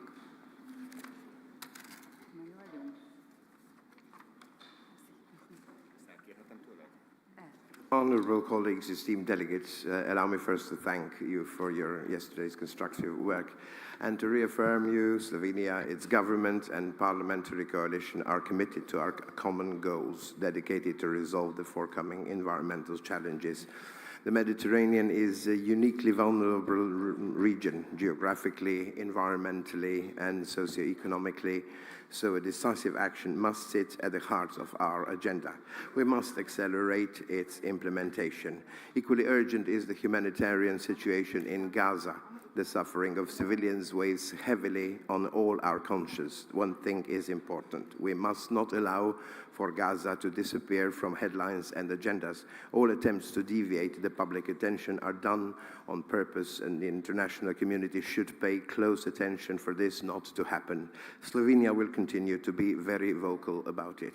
Another persistent challenge is women's rights. Empowering women and youth through education, vocational training, and supportive legal frameworks is not only a moral imperative but a strategic necessity for inclusive prosperity. Slovenia will continue to back various EU and other instruments and invest in research, science, mobility and digitalization. Finally, I'd like to once again express our gratitude for the hosts for bringing us here, the parliamentarians of different countries with one common aim. Structural change is never easy, especially in environmental policy, but we have to show courage. In Slovenia, the coalition is currently preparing an ambitious environmental bill, knowing full well that necessary reforms are often unpopular, but the climate emergency does not wait for electoral cycles. Let us move forward together and resolute, focusing on results. And when we meet again in Egypt, may we already celebrate a more peaceful, greener, and fairer Mediterranean, the result and a testament of what we can and should achieve at this and similar future summits. Thank you very much.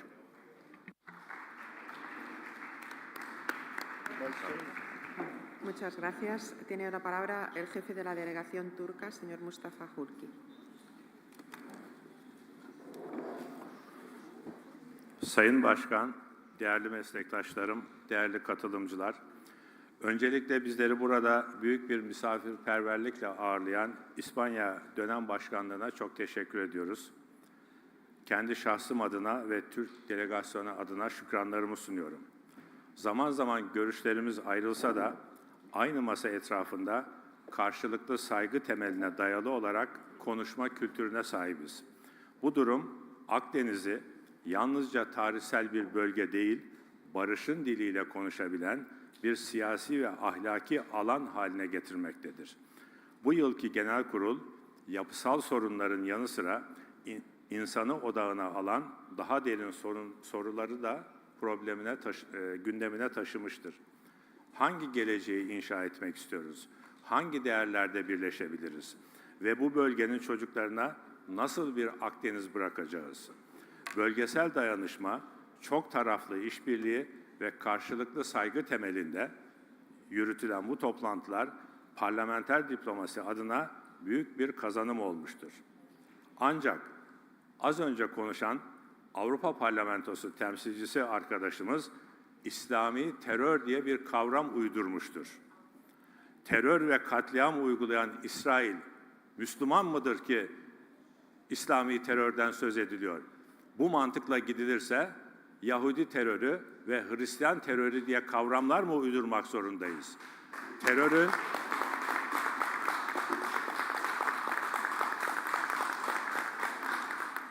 Terörün Cumhurbaşkanımız Sayın Erdoğan'ın da defalarca ifade ettiği gibi terörün dini olmaz. Terör, terördür. Bunu kim yaparsa öyledir. Bugün dünyada devlet teröründen söz edilir hale gelmiştir.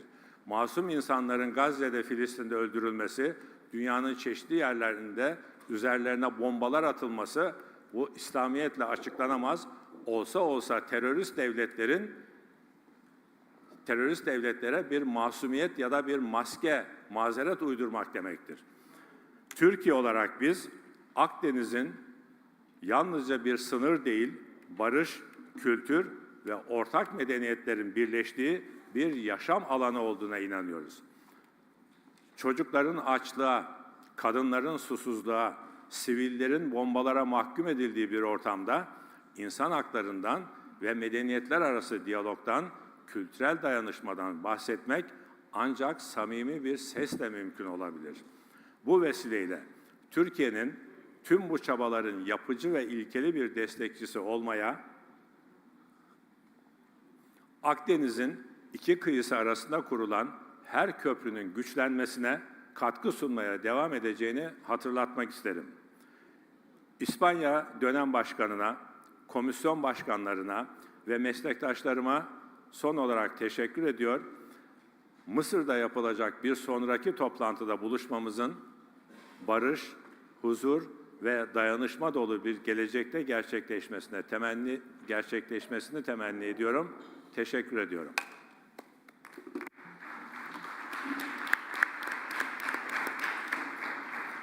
Muchas gracias. Tiene ahora la palabra el jefe de la delegación maltesa, don Carmelo Abela. Madam Speaker, colleagues, it is an honor to address you at this pivotal moment, gathered as we are in the spirit of the Barcelona process, reaffirming our shared commitment to peace, cooperation, and understanding across our Mediterranean shores as we conclude our discussions here in Malaga. I wish today to mention the urgent need for dialogue and steadfast diplomatic engagement to secure peace and stability, most pressingly in the Middle East and in Ukraine. Our time is marked by the shadow of enduring conflict and human suffering in the Middle East, particularly in the Gaza Strip, and the Israel-Iran predicament, have brought devastation upon civilians, exposed fragile institutions to severe strains, and threatened regional and international security as a whole. The suffering of women, children, and the most vulnerable compels us to act with determination and compassion. As we support initiatives for early recovery and reconstruction, we must encourage all parties to return to the negotiating table, placing diplomacy above confrontation and dialogue above division. Lasting peace will only be possible through sustained engagement, recognition of human rights, and respect for the dignity of all peoples. Moreover, the security and stability of the entire Mediterranean is indelibly linked to the resolution of conflicts in its neighborhood. We must empower our youth to participate in peace-building efforts, fostering intercommunal understanding and preventing the seeds of radicalization from taking root. Our region faces interconnected challenges: migration, climate change, unemployment, and gender inequality. But open conflicts and violence erode the trust, solidarity, and ambition needed to tackle those issues. Only through dialogue, structured, sustained, and inclusive, can we find political solutions durable enough to deliver security and prosperity for our peoples. We must nurture peace education, intercultural understanding, and reconciliation programs, not merely as aspirations, but as the building blocks of a society prepared to resolve conflict through words, not weapons. As the Spanish presidency draws to a close, passing the torch to our Egyptian colleagues, we entrust the continuance of these efforts in the hope that the Parliamentary Assembly will remain a force for constructive democratic solutions.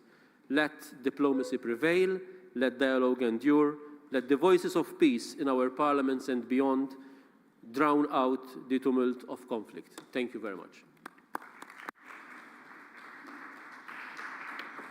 Muchas gracias. Tiene ahora la palabra el jefe de la delegación argelina, don Nasser Patish. بسم الله الرحمن الرحيم. السيدة الرئيسة شكرا. أولا أود في البداية أن أشكر الرئاسة الإسبانية وما قدمته خلال فترة رئاستها، وخاصة شكر خاص إليك السيدة الرئيسة. أود في البداية أن أذكر بأن الوفد الجزائري له تحفظ على البيان الختامي، لأننا كنا ننتظر أن يكون نقاش قبل البيان الختامي مثل ما عمل به في السابق ومثل ما عمل في اللجان هذه المرة. يعبر الوفد الجزائري عن تحفظه الرسمي والقاطع على التعديل الأخير الذي ورد في الفترة 12 من البيان الختامي للقمة، وهذا التحفظ يأتي اتساقا مع المبادئ الثابتة للسياسة الخارجية الجزائرية، وكذا مبادئ القانون الدولي والتزامات جمعيتنا، والتي تقوم على ما يلي: التمسك بمبدأ التوازن والعدل في الطرح الدبلوماسي، ورفض الانحياز الصريح لطرف على حساب طرف آخر، خصوصا في القضايا ذات الطابع الحساس، ورفض سياسة الكيل بمكيالين، وتطويع قواعد القانون الدولي وفقا للمصالح الضيقة. 2. حرص الجزائر على تعزيز جهود التهدئة والاستقرار في منطقة الشرق الأوسط، مع التشديد على ضرورة الالتزام بالشرعية الدولية وعدم الانتقائية في تطبيق مبادئ القانون الدولي، مع ضرورة إدراك أن أزمات الشرق الأوسط مترابطة ترابطا وثيقا، ولا يمكن معالجة بعضها دون معالجة جذور الأزمة المتمثلة في سياسة الاحتلال الإسرائيلي. 3. الدفاع غير المشروط على القضية الفلسطينية باعتباره قضية عادلة ومركزية، ورفض كل أشكال التطبيع مع دول الاحتلال الإسرائيلي قبل التوصل إلى حل عادل ونهائي يضمن الحقوق المشروعة للشعب الفلسطيني، وعلى رأسها إقامة دولته المستقلة وعاصمتها القدس الشريف. وفي حالة رفض حذف التعديل الأخير، نقترح إعادة الصياغة على النحو التالي: في ظل التصعيد الأخير بين الكيان الصهيوني وإيران، يشددون على التزامهم القوي بأمن المنطقة، ويؤكدون على أهمية التزام جميع الأطراف بالقانون الدولي والامتناع عن اتخاذ أي خطوات إضافية قد تؤدي إلى عواقب خطيرة، ويشددون على ضرورة تغليب الحوار السياسي والدبلوماسي. كما يقترح الوفد الجزائري إضافة كلمة المساجين في الفقرة 12 من البيان، وذلك حتى تشمل جميع الفئات بما فيها الرهائن والمساجين، دعما لنهج الجزائر الدائم في الدفاع عن الكرامة الإنسانية وحقوق المحتجزين حول العالم دون تمييز. هذا هو مطلبنا السيدة الرئيسة، بأن يسجل هذا التحفظ. وفي الأخير شكرا لك السيدة الرئيسة، وشكرا لإسبانيا على رعايتها، ونتمنى للشقيقة مصر أن توفق في رئاستها المقبلة، ونحن واثقون أنها ستوفق بإذن الله إن شاء الله. شكرا.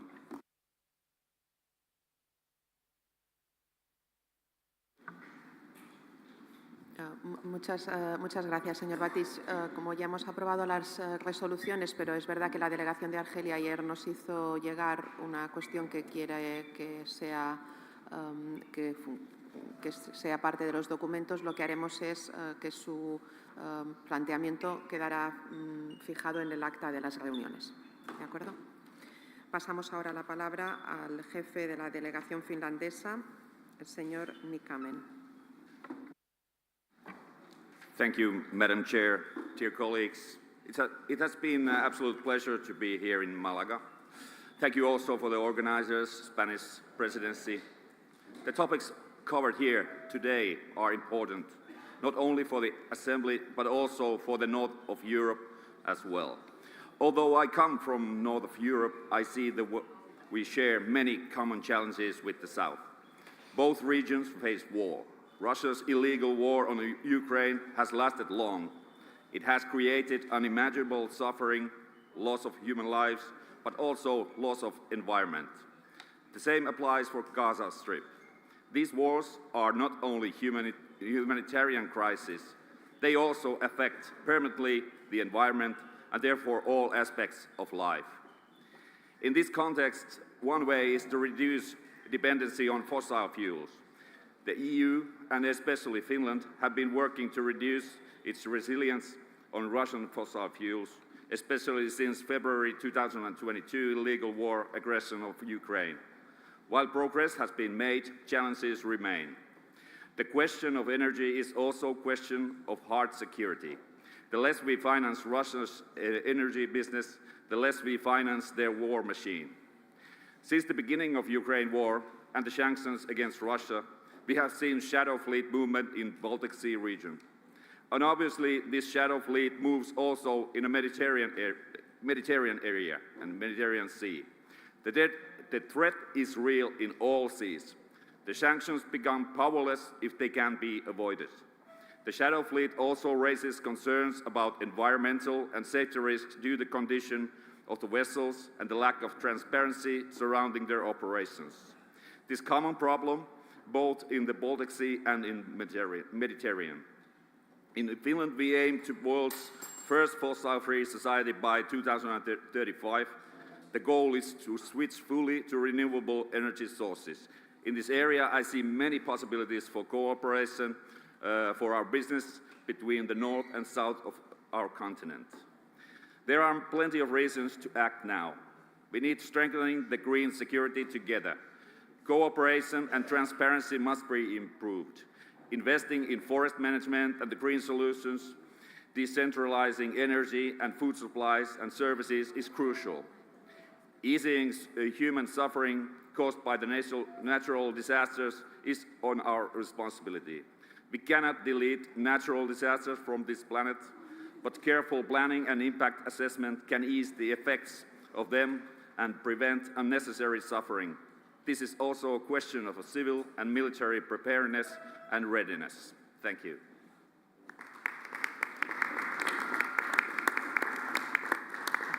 Muchas gracias. Tiene ahora la palabra la jefa de la delegación luxemburguesa, doña Simone Biesel.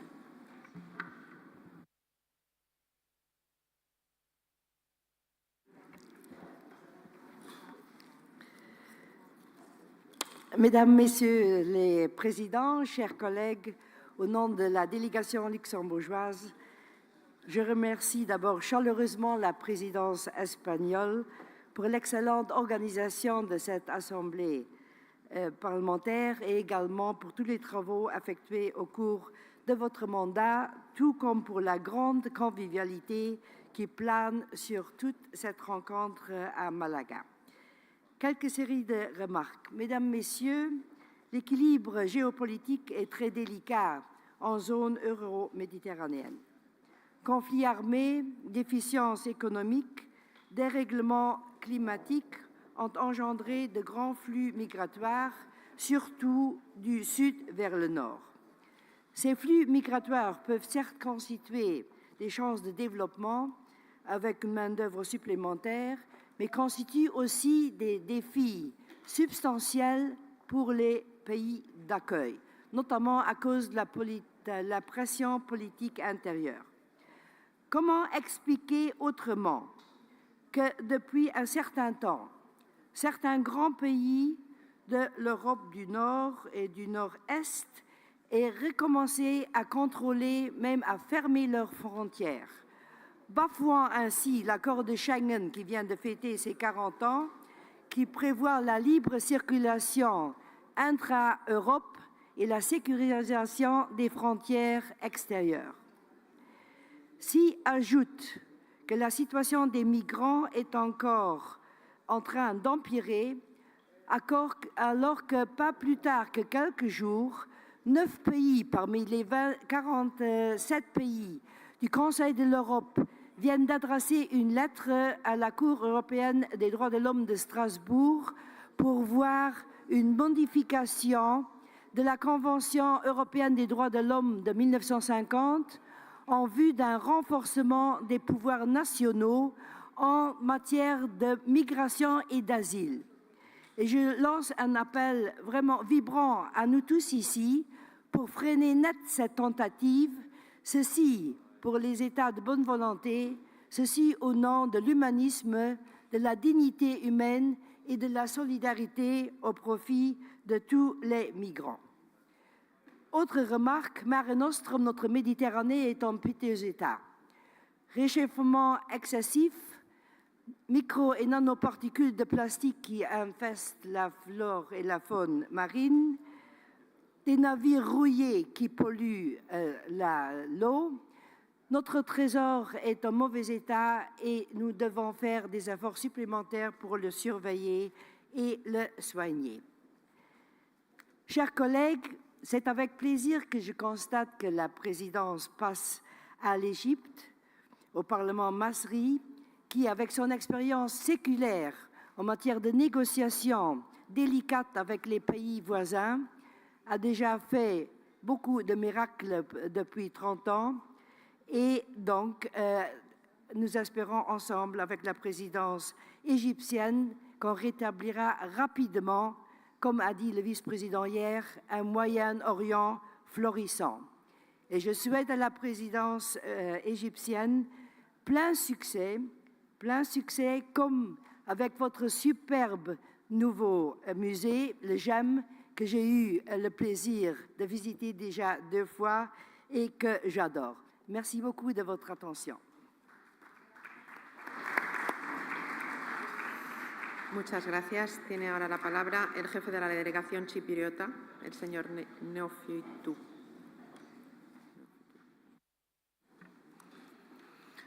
Dear Madam President, the topic chosen by the Spanish presidency on immigration situation in the Mediterranean is very important to all of us. On behalf of the Parliament of Cyprus, I would like to express our appreciation for your recent visit to Cyprus and the opportunity to discuss issues of common interest.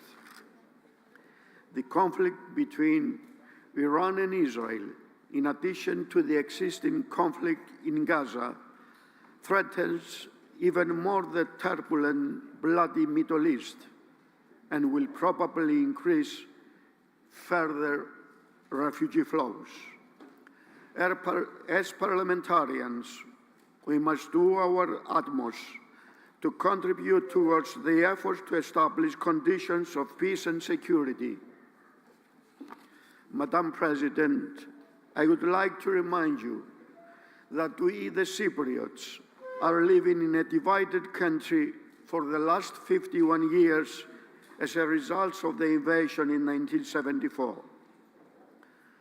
The inhabitants of Cyprus consist of Greeks and Turks, Muslims and Greeks. A just and a viable solution of a Cyprus issue will contribute the most in the stability and the security in our region and will become a model of peaceful coexistence of Christians and Muslims in a united Cyprus in a turbulent region of the Middle East. Thanks a lot.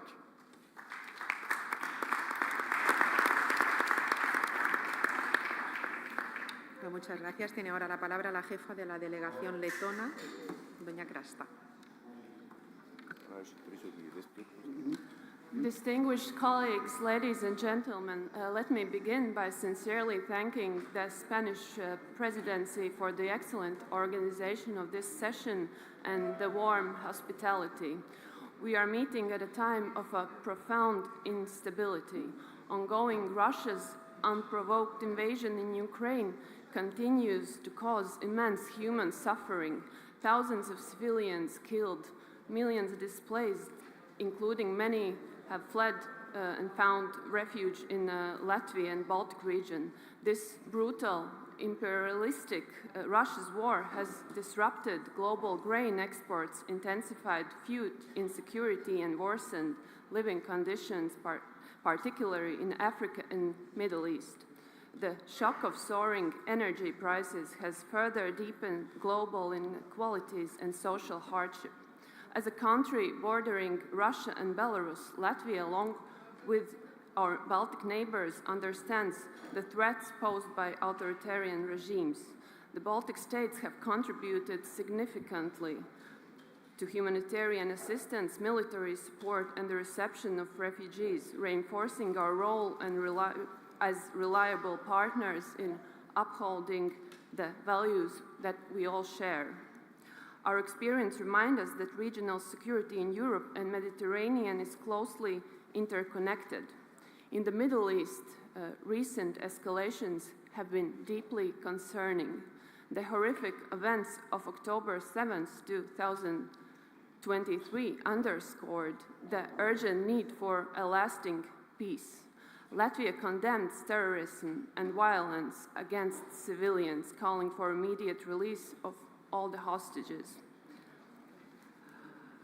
Our Assembly should play a great role in fostering stability. Latvia, as a part of Baltic Sea region, supports a sustainable ceasefire and constructive regional engagement. Let's not forget we must stay united in our shared responsibility to uphold peace, our common values, and cooperation. Thank you.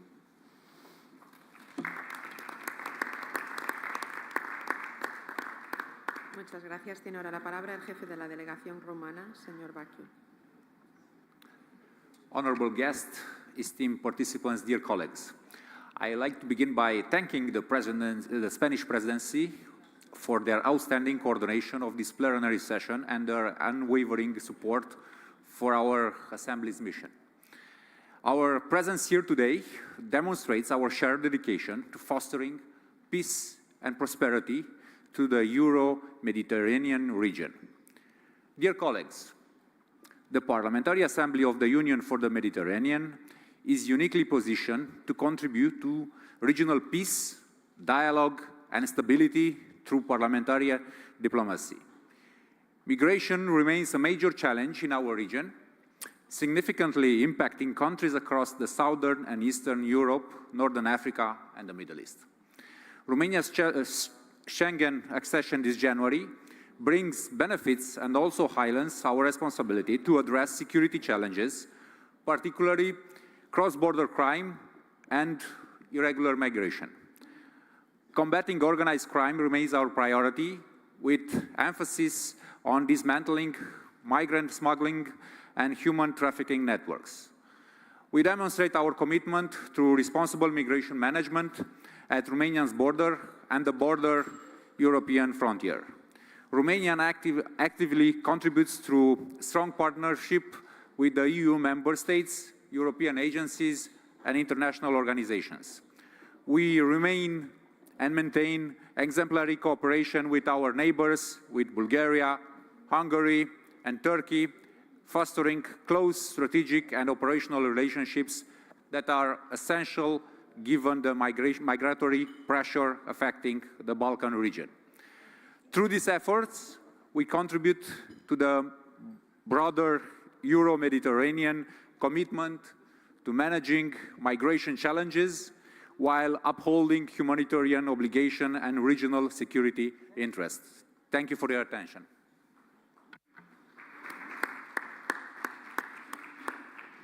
Muchas gracias. Tiene la palabra el jefe de la delegación de Países Bajos, señor Van Sanden.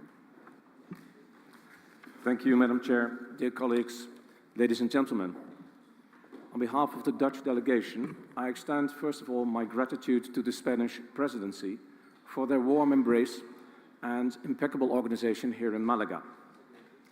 As we unite under the Mediterranean sun to champion peace and solidarity, I am before you with an urgent call, and that is to harness artificial intelligence to confront the tide of mis- and disinformation on, for example, migration and climate change, which risks unraveling the trust that binds our vibrant communities. AI contains the promise to illuminate truth. Fact-checking tools can dispel harmful myths about all sorts of topics like migration or, for example, elections. Myths that can fuel fear, undermine and disrupt our societies. The EU's AI Act, effective since February 25, demands ethical AI that upholds our shared values, while the COSAC Final Declaration of June 2025 urges innovation and education to shield democracy from disinformation's grip. Imagine our youth empowered by reliable information, weaving a tapestry of cultural unity this assembly holds dear. AI can be a powerful tool to fight the spreading of mis- and disinformation through detection, fact-checking, and education. But yet, at the same time, AI's shadow looms large. Deepfakes, targeting, bots, and biased algorithms too often amplify diversive narratives, stoking tensions over, for example, migration or social cohesion. Without vigilant oversight, AI could erode privacy and deepen mistrust. Let us equip our citizens with digital literacy to challenge falsehoods and forge robust AI standards rooted in transparency and inclusion, and commit to a resilient, inclusive, and united future. Thank you for your attention.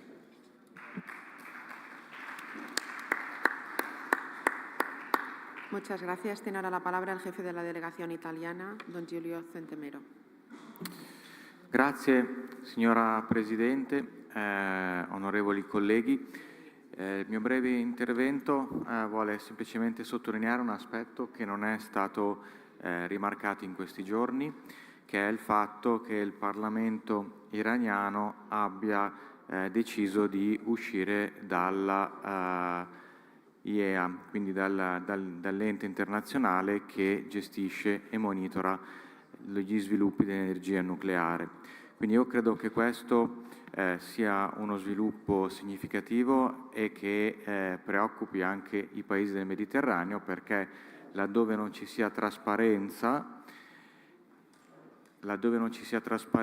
e non si comunichi quello che avviene, soprattutto per quanto riguarda l'energia nucleare, si possono creare dei problemi. Quindi auspico personalmente o un passo indietro da parte dell'Iran, che non è rappresentato in questa assemblea, oppure sollecitazioni da parte dell'Unione Europea e degli altri paesi del Mediterraneo affinché venga stabilita una qualche forma di trasparenza, altrimenti andiamo verso alcuni rischi e ci ricordiamo tutti quello che avvenne per esempio con Chernobyl e altre situazioni. E sottolineo che io sono assolutamente favorevole all'utilizzo dell'energia nucleare per produrre energia, non certamente per i conflitti. Grazie.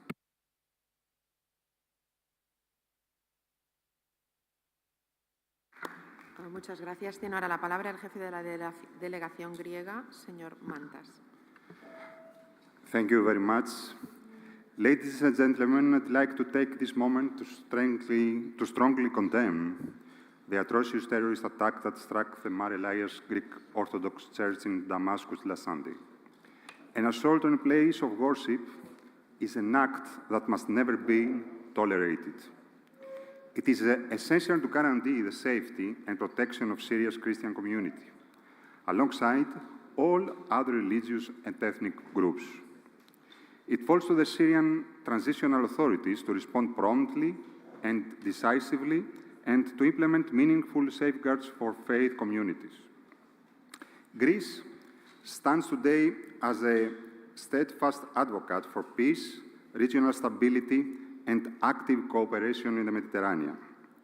As a frontline state of the European Union, we are bound to face complex migratory issues that entail pressures and challenges on a daily basis. But we respond to them with resolve and responsibility. We have a clear and strict national strategy built on 3 pillars of policies: preventing illegal migration, organizing legal pathways efficiently, and refining our asylum procedures to uphold both humanitarian and operational standards. We strongly believe that the effective return of individuals who are not entitled to stay is fundamental to maintaining the credibility of both Greek and European migration policy. That is why Greece champions the adoption of a reinforced European Union regulation for returns, ensuring that all member states and third countries uphold their responsibilities. Similarly, we support revising the Safe Third Country concept to enable fair and expedited asylum decisions across the Union, while calling for the full implementation of the European Union-Turkey joint statement. In terms of legal migration, we are modernizing our framework to align with labour market needs, particularly in agriculture, construction, and tourism. Bilateral agreements are part of this effort to facilitate legal, seasonal employment with fairness and dignity as its core. With new migration challenges on the horizon, fueled by global instability and climate change, Greece remains fully committed to the protection of national and European Union borders while promoting, organizing, and controlled pathways for legal migration with respect to national needs. In this spirit, the new Pact on Migration and Asylum represents a pivotal step forward, a framework that balances national responsibility with European solidarity, offering a path toward more effective and united migration management. Closing, I would like to thank Spanish presidency for the warm hospitality and the excellent work, and wish to our Egyptian colleagues to have a fruitful and productive presidency. Thank you very much.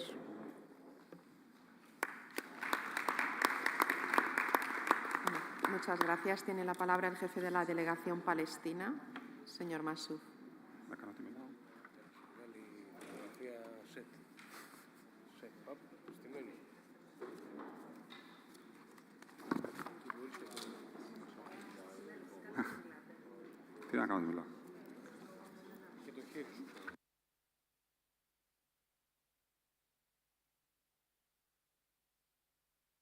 El jefe de la delegación palestina.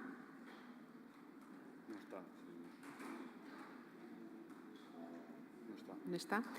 Pues vamos a dar la palabra al miembro de la delegación española, la señora doña Belén Hoyo, cuando quiera. Sí, muchas gracias, presidenta. Muy buenos días a todos. Llevo varios años en esta Asamblea y creo sinceramente que la presidencia española ha sido ejemplar. Y no lo digo porque sea mi país, sino porque creo que las mesas de ambas cámaras han hecho un gran trabajo, así como todos los técnicos que han hecho posible estos encuentros. Solo ha faltado algo: celebrar una reunión en Valencia, una ciudad también a orillas del Mediterráneo, que para el que no lo conozca le invito a que pueda visitarla en el futuro, ya sea por trabajo o por placer, porque sinceramente vale la pena. Esta Asamblea encarna un espíritu de cooperación y diálogo necesario siempre, pero especialmente en estos tiempos convulsos y con escenarios geopolíticos tan complicados. Verán, la inmigración es una cuestión global y ningún país puede hacer frente solo a un fenómeno tan complejo. España conoce las dos caras de la migración. Ahora recibimos inmigrantes, pero en otros momentos de nuestra historia hemos emigrado hacia otros países. Y es que estamos ante un desafío estructural, no coyuntural. Las personas seguirán moviéndose por necesidad, por conflicto, por persecución o por falta de oportunidades. Y por ello no podemos cerrar los ojos o levantar muros, sino construir soluciones compartidas y conjuntamente. Pero debemos hacerlo desde la responsabilidad, partiendo de la base de que, sin duda, lo más importante es proteger la vida y garantizar los derechos humanos y la dignidad de todas las personas, independientemente de dónde hayan nacido. También hay que tener en cuenta otras cuestiones. Es una política de Estado y antes de ser debatida y consensuada con otros países, debería ser consensuada a nivel interno entre los principales partidos de cada país, así como con los distintos niveles territoriales, especialmente con las distintas regiones. Es más que un reto. Llevar a cabo una política firme y con un rumbo claro en materia de migración es una emergencia, al menos para España. Esas políticas deben promover una inmigración legal enfocada a la inserción laboral y, desde luego, a la plena integración. Pero deben frenar la inmigración irregular, luchando contra las mafias y trabajando de forma coordinada con los países de origen y de tránsito. Hoy, Egipto coge el testigo para seguir coordinando una política mediterránea común cuyo objetivo tiene que seguir siendo conseguir el progreso compartido. Mucha suerte y muchas gracias.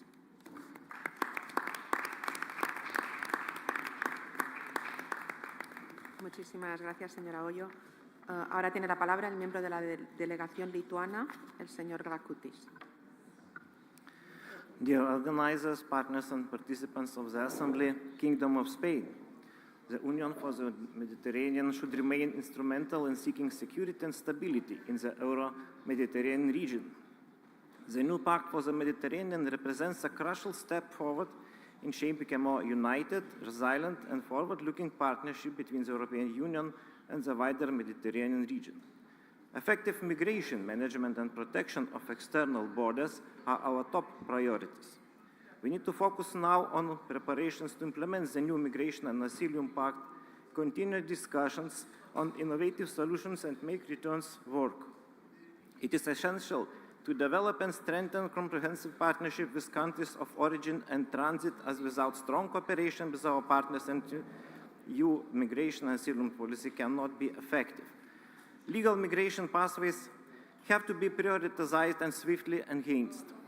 As Russian and Belarusian hybrid attacks in the form of instrumentalization of migrants in the region continue, it is important that member states have the means to respond to those threats. Since instrumentalization is part of a much broader Russian hybrid campaign, we must work together to find ways to prevent and counter such attacks. And remarks as historian. We are in the region who historically was area of great non-controlled migration, connected with invasions, civilization changes, and disappearing of traditional structures. Learn the lessons learned from such events, which always was connected with wars, destructions, and chaos. We all are interconnected. 16 centuries ago, Vandals, Germanic tribes, which take a name to Andalusia region, were our neighbors to the south. Thank you.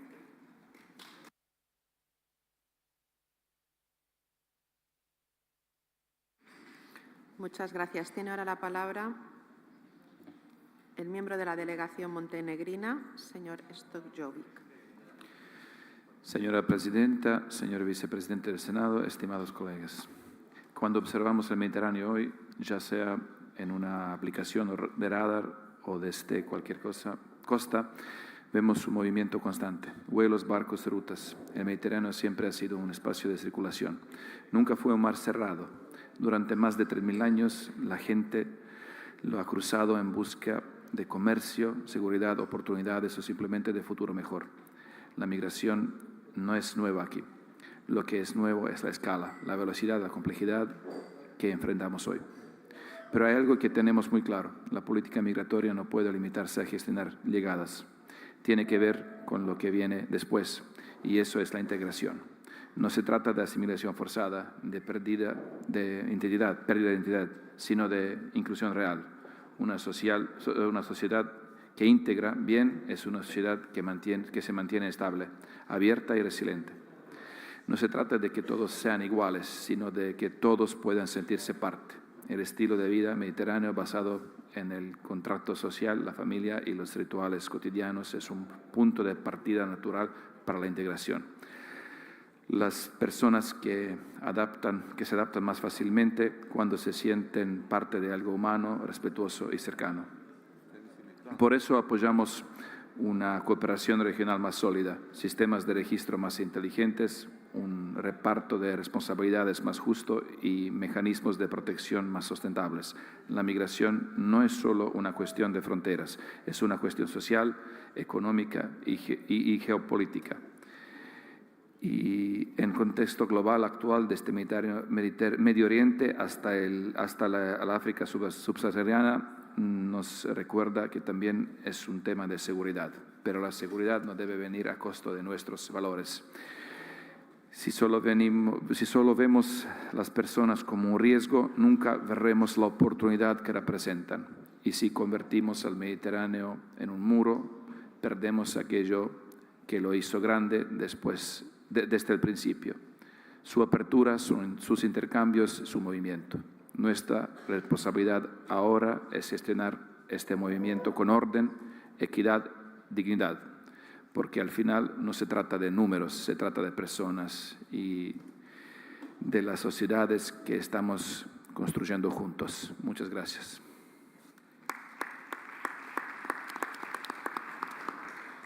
Muchas gracias. Tiene la palabra el miembro de la delegación turca, señor Aytek.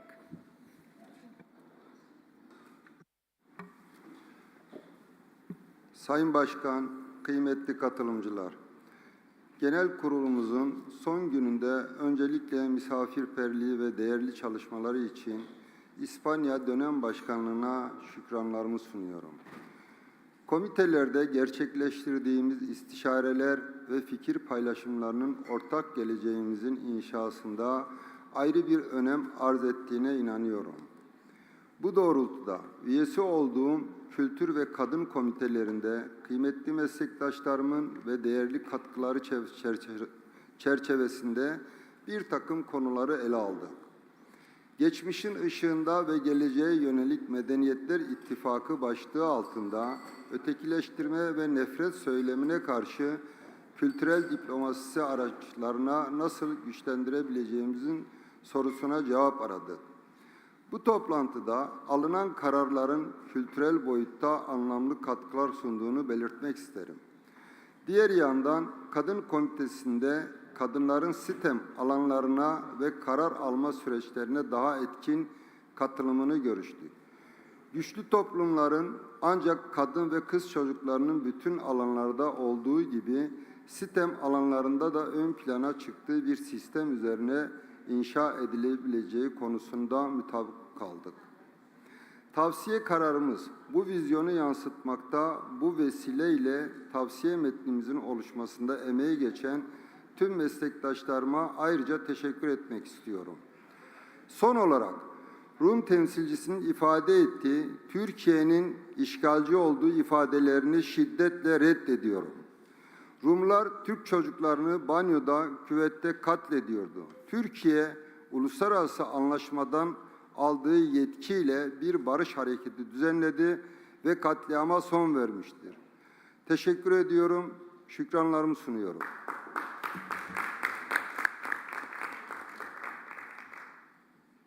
Muchas gracias. Tiene ahora la palabra el miembro de la delegación argelina, señor Bukhari.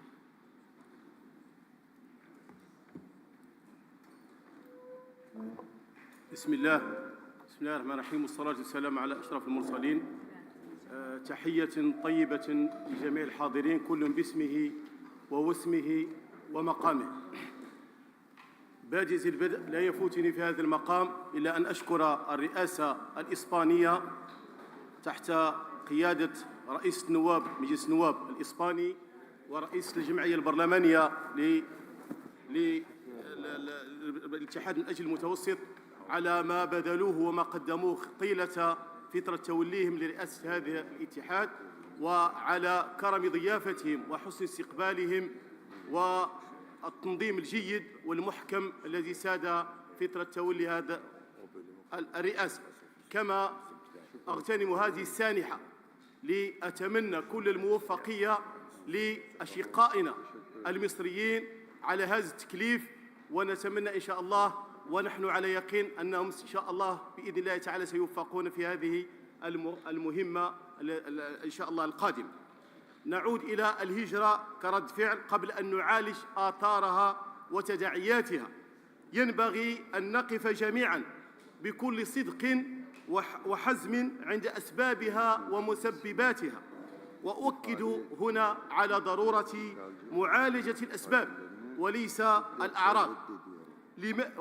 وهنا نطرح جميعا سؤال: لماذا يهاجر الشباب بل وحتى النساء والأطفال رفقة أسرهم وذويهم وأحيانا لوحدهم؟ إن دعم التنمية في دول الجنوب وتعزيز الأمن والسلام مع احترام الإرادة الشعبية، كل هذا يعمق الشعور بالأمان في الوطن الأم، لأننا حين نتحدث عن ظاهرة الهجرة لا ينبغي إغفال الفرق بين الهجرة والتهجير، وبين الفقر والتفقير، وبين الجوع والتجويع. وأوضح مثالا على سبيل المثال الحصر ما يجري في فلسطين المحتلة: عشرات القتلى يرتقون يوميا بحثا عن لقمة عيش ولحظة سلم بين الاحتلال الإسرائيلي المدعوم بازدواجية بعض الحكومات الغربية. وفي هذا السياق ندعو إلى احترام قرارات الشرعية الدولية التي تفرض احترام حق المشروع للشعب الفلسطيني في استرجاع أرضه وإقامة دولته المستقلة كاملة السيادة وعاصمتها القدس الشريف. في الأخير نشدد على ضرورة محاربة الشبكات الإجرامية التي تتاجر بالمهاجرين وتجفيف إمكانياتها المالية، كما نحث على تثمين قدرات المهاجرين القادمين من بلدان جنوب المتوسط، وندعو من هذا المنبر دول شمال المتوسط إلى الاستثمار في الدول التي تعتبر مصدراً للمهاجرين ونقل مقرات الشركات الاستثمارية إليها وتكوين إطاراتها إلى جانب محاربة ما يسمى بسياسات الهجرة الانتقائية. تلكم هي كلمتنا المقتضبة. شكراً على كرم الإصغاء، والسلام عليكم ورحمة الله تعالى وبركاته.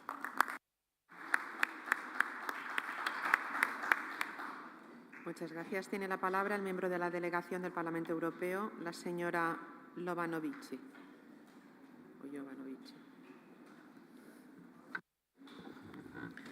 Thank you, President, and thank you for your hospitality. I am from Romania, so I do not have a Mediterranean Sea, but I have a Black Sea. We have a conflict too there next to us. It's Ukrainian-Russian conflict. But here we have the biggest genocide we ever seen. Excuse me, I'm a lawyer and I cannot be diplomatic. In fact, I will not be diplomatic at all, because we are talking about diplomacy. We are talking about peace. We are talking about voting reports and laws for peace. But there in Palestine, they are killing people. They are killing children and women, thousands of children and women. Yes, I understand. Hamas killed 100 to 200 Israeli people, but for 2 years, Israel acts like a terrorist state. It's unbelievable how entire politics in the world can accept this kind of treatment. It's genocide, it's crimes against humanity. How can you stay to see how in 80 days they are starving, they are killing there, and nobody did a thing until China came and helped Palestinians in Gaza? All of our countries can become Gaza in one day. We are mothers. We have children. If you would kill my children, I would kill you. How can you stay here and we're talking about diplomacy? You sanctioned Russia, so sanction Israel. You cannot accuse Israel of crime and to do business with Israeli people. In my country, in Romania, we have a representative of Israeli deputy in the Parliament of Romania. You know what he's doing? He's doing laws, and all the majority, socialists and liberals, are voting as he said, because he is a master of Romania. Now we have a law who forbid us to talk about Romanian history. If you talk about Romanian history between the 2 world wars, you are going to jail for 10 years because they don't like what happened there. We didn't kill an Israeli, and Shimon Peres told thanks Romania that we saved over 400,000 Israelis. So why do they kill a lot of Palestinians? Gaza is Palestina, as Kosovo is Serbia and Transylvania is Romania. You have a lot of problems here, but you have to take measures. You cannot do it with democracy when Israel killed people. Kill all the time. It's blood on their hands. In Cyprus, there are 600,000 Israelis who are now in Cyprus and by the territory, the land of Cyprus. What shall we do? We do business, but we accuse Israel. Don't do that. No, this is genocide. Stop it.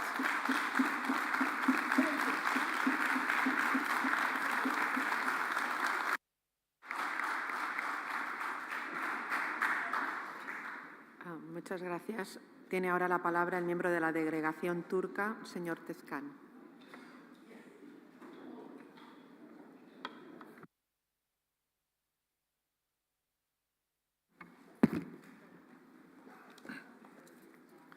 Sayın Başkan, değerli meslektaşlarım, tarihin bıraktığı çok kültürlü miras bugün bizlere bir sorumluluk yüklemektedir.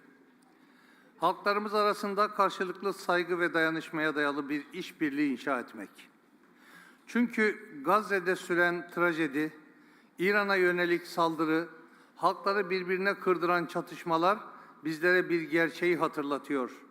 Barış, adalet ve eşitlik temelinde kurulan cesur siyasal duruşlarla mümkündür. Bu arada değerli meslektaşlarım, Kıbrıs Rum temsilcisinin 1974'te Kıbrıs'ta işgalden bahseden konuşmasını şiddetle kınıyorum. 1974 bir işgal değil, tam tersine Kıbrıs Barış Harekatı'dır. 1974 Kıbrıs Barış Harekatı'nın dayanağı Birleşmiş Milletler Güvenlik Konseyi kararlarıdır. Uluslararası hukuka uygun olarak orada katledilen Kıbrıs Türk halkına, çocuklara, evlerinde katledilen ailelere karşı onları korumak, onların hukukunu korumak üzere yapılmış meşru bir harekettir ve zeminini, meşruiyetini Birleşmiş Milletler Güvenlik Konseyi kararlarından almaktadır. Eğer adada bir işgalden bahsedilecekse tek işgal Kıbrıs Rum tarafının 1963 yılında anayasayı ihlal ederek Kıbrıs Türk halkının hakkını gasp ettiği işgaldir. Barış harekatı değil. Kıbrıs Türkleri bugüne kadar üzerine düşeni yaptı. Onlara verilen sözler yerine getirilmedi bugüne kadar. Kıbrıslı Rumlar adanın bütün zenginliğinin kendilerine ait olmasını istiyor. Problemin asıl temeli burada yatmaktadır. Çözüm, egemen eşitlik ve eşit statü temelinde iki devletli çözümdür. Bu çerçevede Kuzey Kıbrıs Türk Cumhuriyeti, Kıbrıs Türklerinin meşru devletidir. Bugün barışın geleceğini tehdit eden en büyük tehlikelerden biri de iklim krizidir. Kurak topraklar, yanmış ormanlar, kar hırsıyla tahrip edilen doğa, yok edilen çevre, yerinden edilen topluluklar. Tüm bunlar bizlere şunu söylüyor: İklim politikası, dış politikanın da, insanlığın ortak vicdanının da merkezine yerleşmelidir. Yenilenebilir enerjiyle güçlenen bir ekonomik gelecek, dayanışma içinde yürütülen çevre diplomasisi ve halklarımız arasında yükselen barış dili. İşte gerçek ittifak budur. Bu bilinç çerçevesinde komite toplantılarımızı tamamlayıp tavsiye metinlerine son halini vermiş bulunuyoruz. Bu kıymetli toplantının ev sahipliğine katkı sunan tüm komitelere ve burada sözüyle, emeğiyle katkıda bulunan tüm dost parlamenterlere teşekkür ediyor. Umut dolu bir geleceğin mümkün olduğunu yeniden hatırlatıyorum.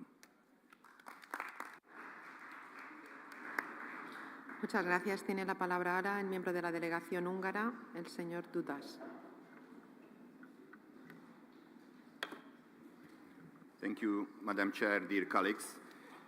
The European Union's migration policy must first answer a clear question: What is its main goal? To stop illegal migration or to manage it? Until now, it has seemed that the goal is to manage migration, or at least the EU has not found good ways to stop it. Sadly, the new proposal also shows this way of thinking. It focuses on the possible benefits of migration, not on stopping it. The real solution would be to deal with the reasons why illegal migration starts. We know that real progress in this area needs global cooperation. The European Union alone can't do it. The United Nations must also help, and the world economy needs to change how it thinks. I agree that the European Union should spend serious money to help the economies of some African and Asian countries to reduce the reasons that cause migration. But it's also very important to make sure that this money is not lost through corruption. Unfortunately, this has happened many times before. If a long war happens in the Middle East, it could cause a new wave of migration. Right now, we don't know what will happen. If the United States becomes directly involved in the war between Israel and Iran, it's unclear whether this will bring peace, as President Trump says, or lead to a long war. Muchas gracias. Tiene ahora la palabra un miembro de la delegación marroquí, la señora Meriem Ouhassa. شكرا السيدة الرئيسة، السيدات والسادة رؤساء البرلمانات، السيدات والسادة البرلمانيين، صباحكم سعيد. تنعقد هذه الدورة التي تجمع ضفتي المتوسط في لحظة نحتاج فيها أكثر من أي وقت مضى إلى التضامن والتعاون. وفي مداخلة هذه التي سأركز فيها بإيجاز على قضيتين متداخلتين، ألا وهي الشباب والهجرة. إن اليوم الشباب يشكلون غالبية سكان دول جنوب وشرق المتوسط، لكنهم يواجهون تحديات خانقة من بطالة وغياب الأفق وتراجع الثقة في المؤسسات. في ظل هذه الظروف تتحول الهجرة في نظر الكثيرين من هذه الشباب إلى الخيار الوحيد، وأكيد ليس الأخير. أعتقد بأنه يجب أن نغير الخطاب من التركيز على المنع إلى التركيز على الفرص، على اعتبار أنها طاقات لا يجب أن تهدر. وهذا يتطلب منا كبرلمانات الدفع بسياسات تحفز الاستثمار في التعليم، التشغيل وريادة الأعمال، وتضمن التنقل الآمن والمنظم للشباب. إننا بحاجة إلى تقنين أفضل لقوانين الهجرة واتفاقيات شراكة أكثر توازن، تعترف بأن بأن أمن أوروبا لا ينفصل عن استقرار جنوب المتوسط، وأن مستقبل شبابنا يجب أن يبنى هنا وليس في قوارب الموت. اليوم نحن مطالبون كذلك إلى تجديد وتحديد التزامنا بالقيم المشتركة: السلم، التنمية المستدامة، العدالة الاجتماعية، واحترام سيادة القانون. ولا يمكن تحقيق هذه الالتزامات بدون تعاون برلماني عبر الدفع نحو سياسات متكاملة تضع الإنسان في قلب الأولويات. وشكراً.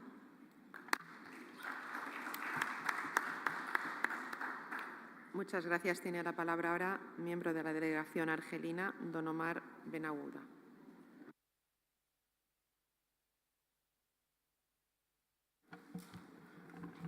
السلام عليكم ورحمة الله وبركاته. سيدة رئيس مجلس النواب الإسباني المحترمة، السادة الحضور كلهم باسمه واسمه ومقامه. نجتمع اليوم في ظروف دولية متوترة ونزاعات مسلحة خطيرة تدعونا إلى تضافر الجهود المتوسطية في شمال وجنوب المتوسط حتى لا تكون مقبرة لهذه المخاطر والمشاكل، والتي تعد من أهم الأسباب التي تحفز على الهجرة بمختلف أنواعها.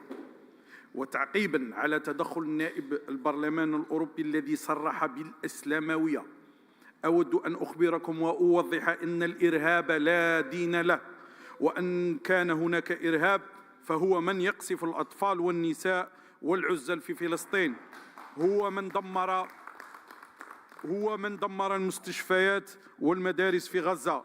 لماذا لم نرى أي إدانة لهذه الجرائم الجبانة من الكيان الصهيوني كما فعلتم بإدانة الاختلاف الروسي الأوكراني؟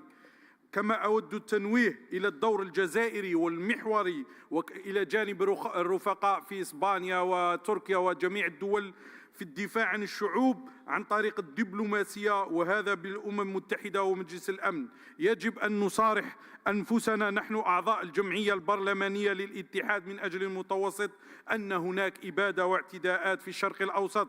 يجب تفعيل الدبلوماسية البرلمانية وتضافر الجهود من أجل إيقافها، والدعوة إلى تقديم الجنات أمام المحاكم الدولية، وكذلك تطبيق القانون الدولي العام والإنساني.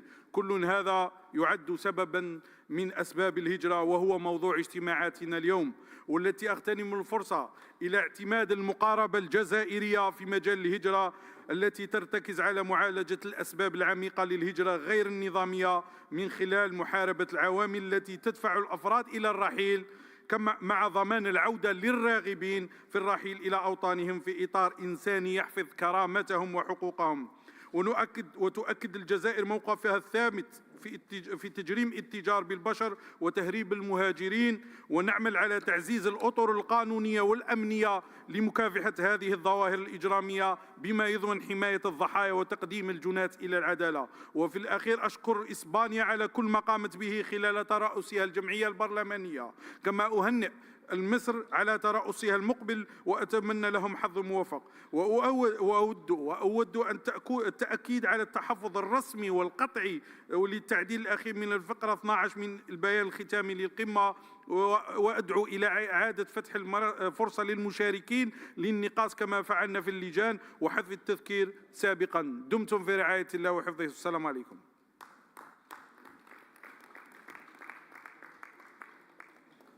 Muchas gracias.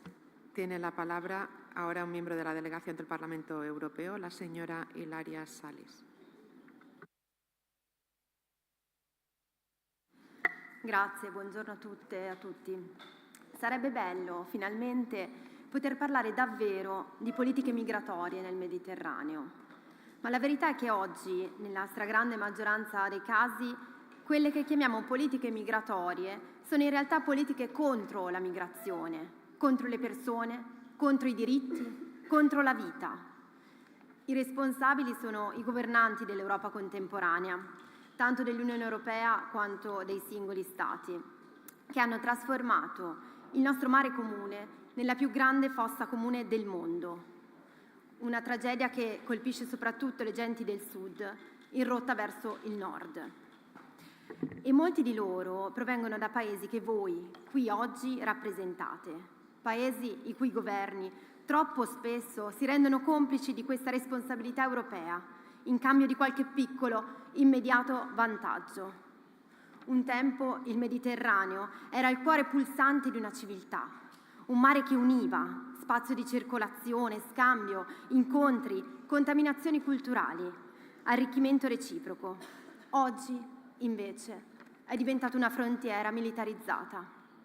A dominare sono la paura, il razzismo, la logica della chiusura. Stiamo sprecando con incredibile miopia l'opportunità storica che la geografia ci ha offerto. Credo che sia possibile e auspicabile tornare a sentirci parte di una stessa umanità che condivide una stessa meravigliosa regione da abitare insieme. Il mio Mediterraneo, il nostro Mediterraneo, deve tornare a essere un mare che unisce, non che divide. Vie legali e sicure per migrare sono una necessità vitale, non solo per fermare questa tragedia insensata, ma per ricostruire una civiltà mediterranea viva, plurale, fiorente.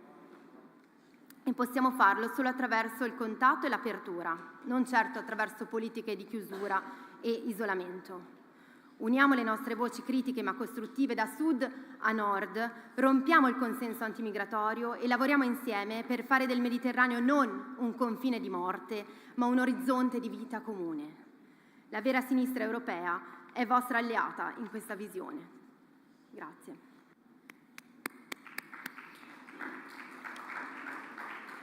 Muchas gracias. Tiene ahora la palabra miembro de la delegación turca, la señora Erdan Kilis.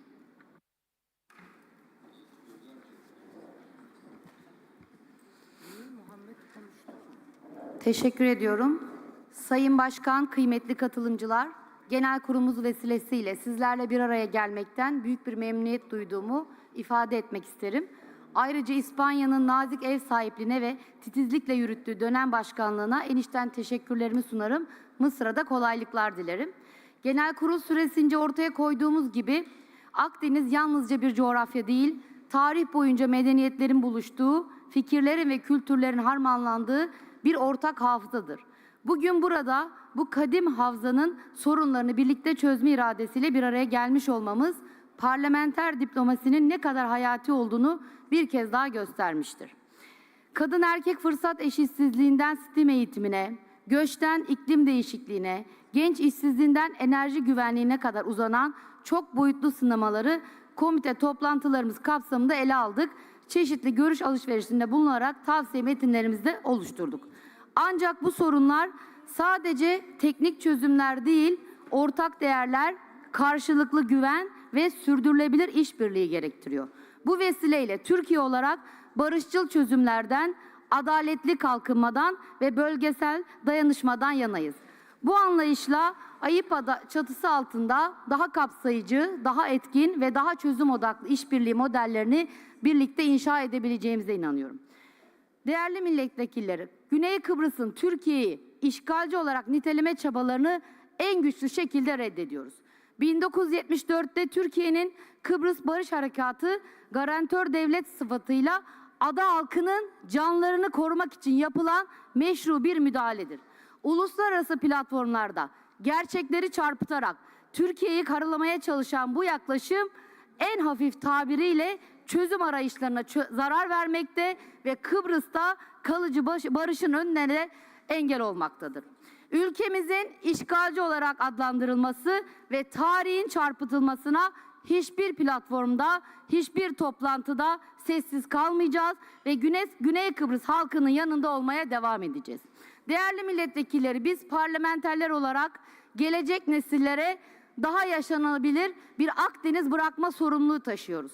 Bu sorumluluğu hakkıyla yerine getirebilmek için dayanışma ve işbirliği süreçlerimizi artırarak somut çıktılar elde etmemiz gerektiğini bir kez daha hatırlatıyor. Hepinizi sevgiyle, dostlukla selamlıyorum.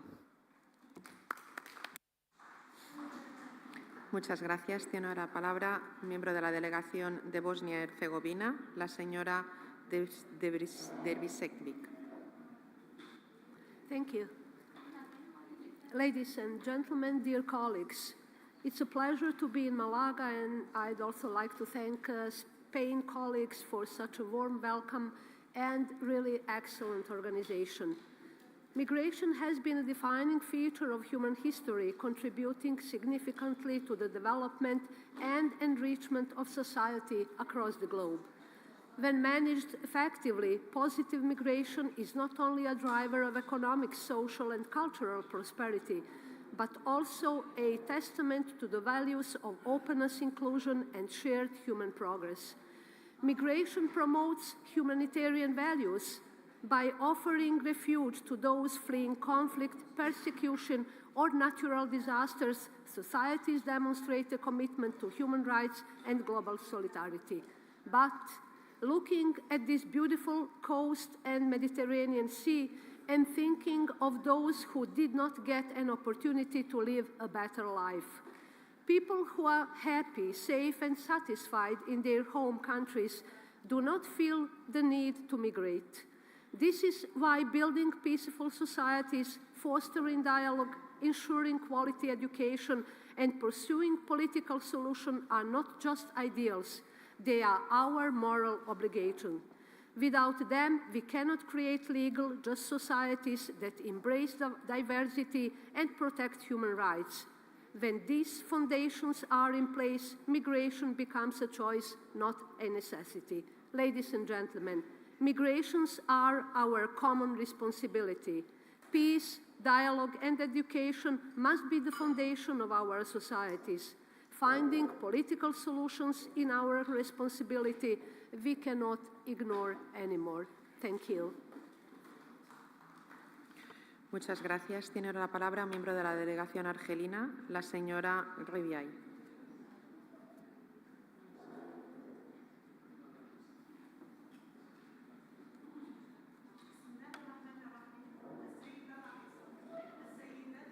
Perdón, el micro, por favor. بسم الله الرحمن الرحيم. السيدة الرئيسة، السيدات والسادة الحضور، سلام الله وكفى، والصلاة والسلام على النبي المصطفى. بداية اسمحوا لي أن أشكر السلطات الإسبانية على التميز بحسن الضيافة وكرم الاستقبال، وهذا إن دل على شيء إلا على حرصكم لتجسيد الأهداف المنوطة بالجمعية البرلمانية، فهنيئا لكم سيدتي الرئيسة. إن القضاء على الهجرة في البحر الأبيض المتوسط يدفعنا لضرورة التمييز بين الهجرة الإرادية رغبة في الدراسة أو العمل والحصول على حياة أفضل، والهجرة القسرية نتيجة الحروب وعدم الاستقرار بحثاً عن الأمن. الحضور الكريم، القضاء على الهجرة يحتاج حلولاً فعلية برؤى إنسانية وتعزيز تعاون دولي فعال.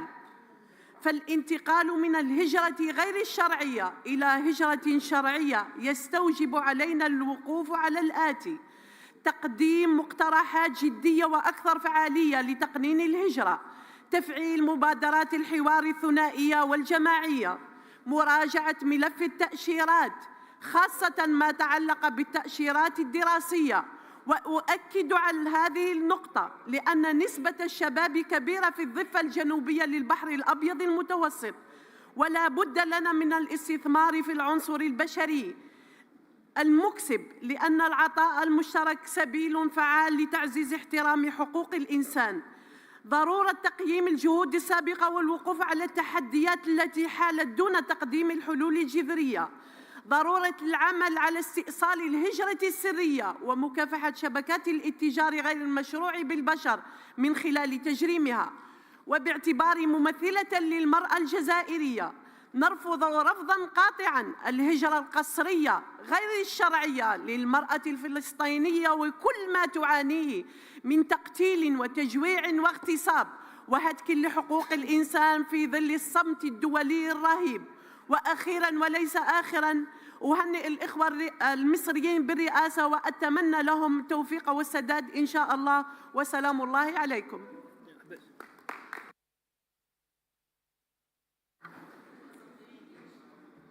Gracias. Me parece que ha fallado la traducción al inglés, lo siento. Tiene ahora la palabra un miembro de la delegación del Parlamento Europeo, el señor Julien Leonardelli.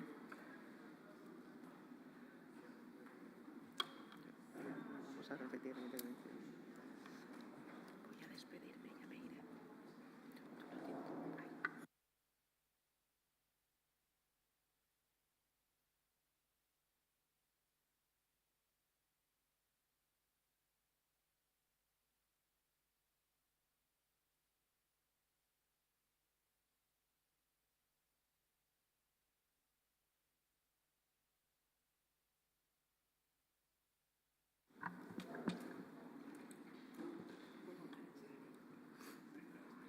So, Mr. Julien Leonardelli, the floor is yours. I don't know if you are here or not. Was not here. Okay, our next speaker is Ismail Mira from Algeria.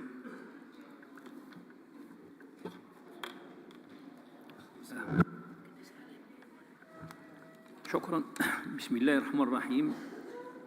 سيداتي الرئيسة، السادة النواب، السادة الحضور، السلام عليكم ورحمة الله تعالى وبركاته. شكرا للسلطات الإسبانية عن حفوة الاستقبال وحسن الضيافة. ونتمنى بالمناسبة للرئاسة المصرية للجمعيات البرلمانية من أجل المتوسط السداد والنجاح والتوفيق في أعمالها. ونتمنى أيضا أن تضع الحرب أوزارها بغزة وتكف إسرائيل عن خرقها لحقوق الإنسان والقانون الدولي في فلسطين وجوارها، حيث ترتكب فيها أفظع الجرائم الإنسانية والإبادة الجماعية. نعم سيدتي الرئيسة، إذا تحدثنا عن وجوب إطلاق سراح الأسرى الإسرائيليين لدى حماس فكذلك يجب أن نتحدث عن إطلاق سراح الأسرى الفلسطينيين لدى الكيان الصهيوني. هذه هي العدالة الحقيقية سيدتي الرئيسة، ليس غير. والسلام عليكم ورحمة الله.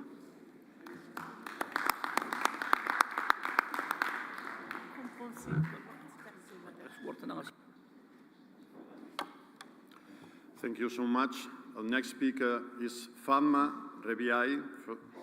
No, thank you so much, Mr. Rabiai. Our next speaker is Meral Danis Vestas from the Turkey-US delegation.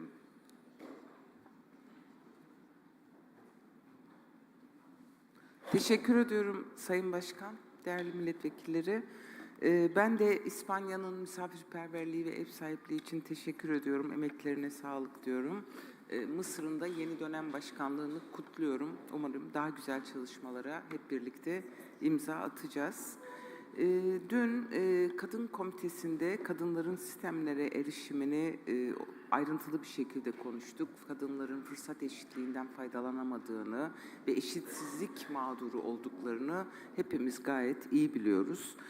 Doğrusu kadınlara yönelik şiddet ve aile içi şiddetin önlenmesi bugün bütün ülkelerin temel gündemlerinden biri olmalı. Çünkü dünya nüfusunun yarısı olan kadınlar yaşadıkları ülkelerde, farklı coğrafyalarda, kültürler farklı olsa da maalesef aile içinde de, sokakta da, toplumsal yaşamda da, siyasal yaşamda da ayrımcılığa uğruyor ve oldukça yaygın bir şiddet olduğunu biliyoruz.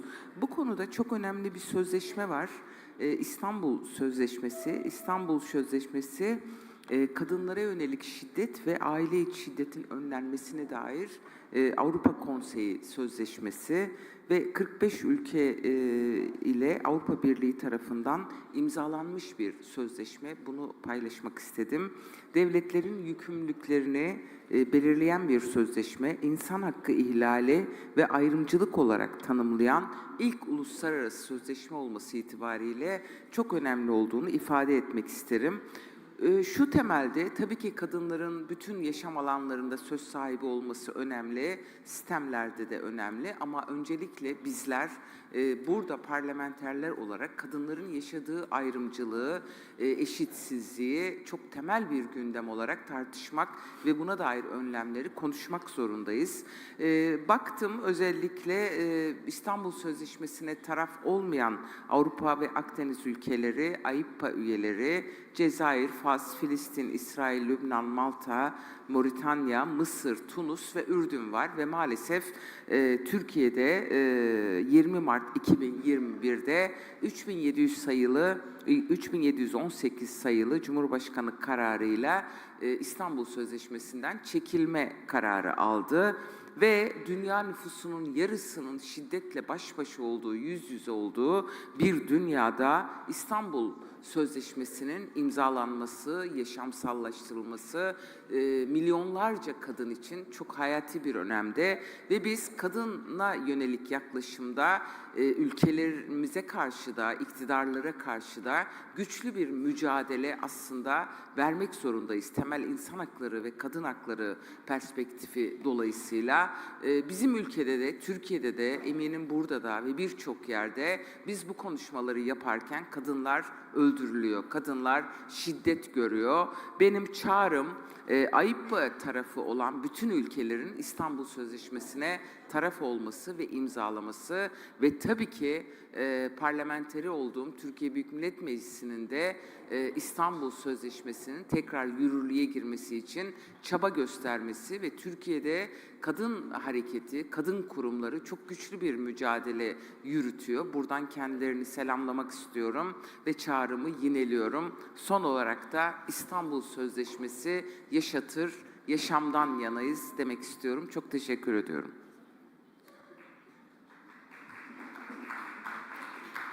Thank you so much. Please remember your speeches should be 2 minutes long only. Our next speaker is Aserin Seouf from Algeria.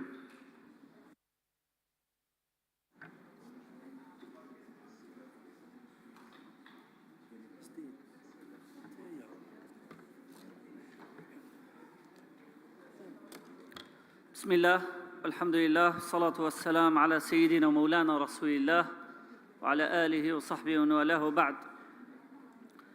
لا يفوتني أن أشكر دولة إسبانيا على حسن الضيافة وكرم الاستقبال، متمنياً في ذات الوقت كل التوفيق والسداد للأشقاء في مصر من أجل أن يتولوا زمام وقيادة الجمعية في الدورة القادمة. بداية أيها الكرام، دعونا نتفق، وأنا أتكلم ممثلاً عن الشعب الجزائري وكوني شاب.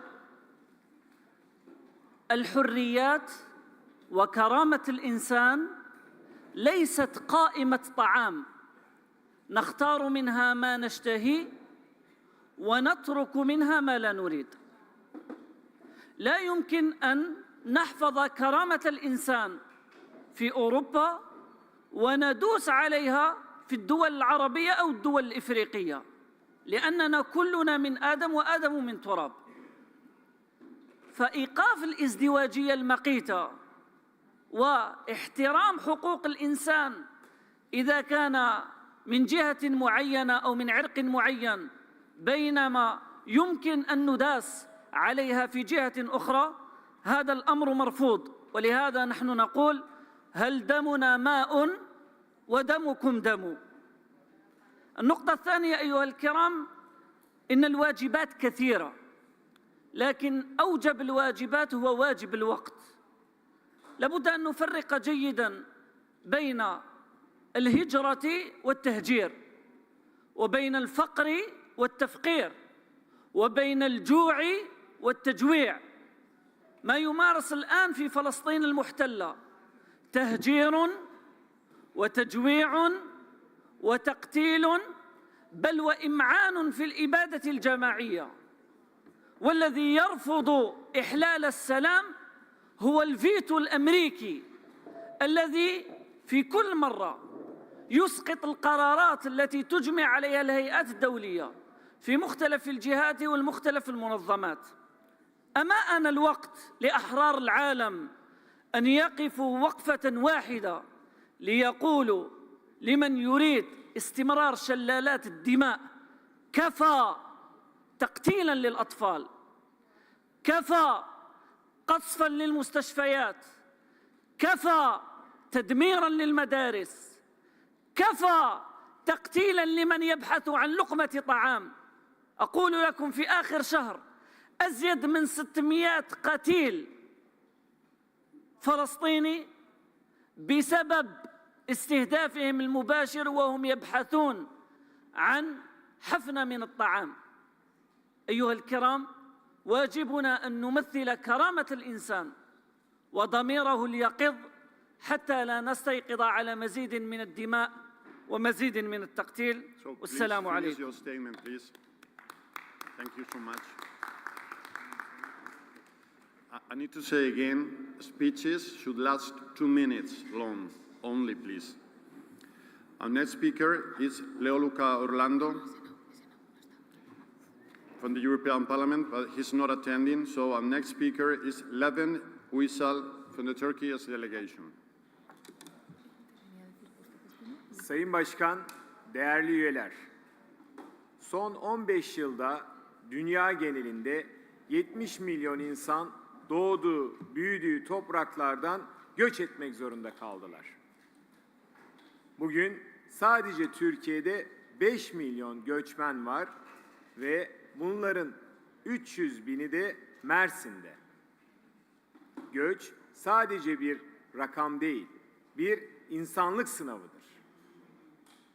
Bizim görevimiz misafirlerimizin ülkelerine gönüllü, güvenli ve onurlu dönüşlerinde çaba sarf etmektir. Diğer yandan Türkiye tam 40 yıldan beri terörle savaşmakta ve 15.000 şehit verdik. Ancak bugün Genel Başkanımız Sayın Devlet Bahçeli Beyefendi'nin terörsüz Türkiye vizyonu toplumun her yerinden, her kesiminden samimi karşılık bulmaktadır. Unutmayalım ki savaşın kazananı, barışın kaybedeni yoktur ve asla olmayacaktır. Şimdi ise büyük bir problemle savaşıyor dünya. İklim krizi. Maalesef Mersin'de yaşanan zirai don felaketinde 30 bin çiftçimiz ve 300 bin dönüm tarım arazimiz etkilenmiş, zararımız 400 milyon dolardır. Mersin sadece bir şehir değil, dünyayı besleyen bir tarım ve liman kentidir. Bu yüzden çağrımız net. Birleşmiş Milletler, Dünya Bankası, Tarımsal Kalkınma Fonu ve Avrupa Yatırım Bankası Mersin'e destek vermelidir ve buradan onları davet ediyoruz. Teşekkür ederim, saygılarımla. Thank you so much. Our next speaker is Souwir Fares from Algeria. شكرا سيدي الرئيس. بسم الله والصلاة والسلام على سيدنا رسول الله. أيها الحضور الكريم، ونحن في هذا الاجتماع الذي يضمنا فيه أو تضمنا فيه هذه الجمعية للاتحاد من أجل المتوسط، يجب أن نضع يدنا على الجرح مباشرة وأن نشخص الداء الذي مس العالم منذ نهاية الحرب العالمية الثانية من سنة 1945. لا يعقل ونحن نتكلم ونفتش عن الحلول الناجعة للوصول إلى السلام واستتباب الأمن في العالم، لا يمكن للعالم وللهندسة السياسية إن صح التعبير للعلاقات الدولية في العالم أن تبقى قائمة على أنقاض نتائج هذه الحرب التي مر عنها 80 عاماً. ولا يمكن كذلك أن تبقى أو أن يبقى تسيير الأزمات في العالم في يد 5 دول تتمتع بحق يسمى بحق الفيتو. ونحن نرى جميعاً إن كنا نمثل أحرار العالم كيف تمارس أمريكا خاصة وهي ترعى في ابنها المدلل الذي يمارس الإجرام والحرب والإرهاب على الفلسطينيين وحتى على الشعوب المجاورة في منطقة الشرق الأوسط. نراها دائماً ترفض تلك الحلول المقترحة في أعلى مجلس في العالم وهو مجلس الأمن، دائماً تقف بالمرصاد ضد تلك الحلول التي تقدمها دول العالم من أجل استتباب الأمن في فلسطين وفي منطقة الشرق الأوسط، ومن أجل استتباب الأمن كذلك في أي منطقة تكون خارجة عن المصالح التي ترعاها هذه الدول الكبرى. اليوم إن أردنا أن نجتمع في أي منظومة دولية وفي أي منظمة إقليمية، إن كنا بعيدين عن التفكير في إعادة الخريطة والهندسة الدولية لتسيير الأزمات في العالم، وإن رضينا على إبقائها بهذا الشكل الذي في كثير من الأحيان يعد تسييراً من طرف عصابات دولية تريد المحافظة على مصالحها الضيقة، فإننا نعبث. وإن هذه الاجتماعات التي نقوم بها إن كانت خارجة عن هذا المبدأ الذي نريد الوصول إليه فإننا نعبث كذلك. وخير دليل على ذلك ما قاله الرئيس الأمريكي مؤخراً لمحكمة العدل الدولية، والتمس منها أن ترفع جميع العقوبات التي سلطتها على المجرم نتنياهو، وقال على محكمة العدل الدولية أن ترفع عنه تلك العقوبات. وهذا خير دليل على أن العبث هو الذي يسير هذا العالم. نشكر الجميع على حسن الاستماع وبارك الله فيكم. Thank you. Our next speaker is Salowa Demnati from the Moroccan delegation.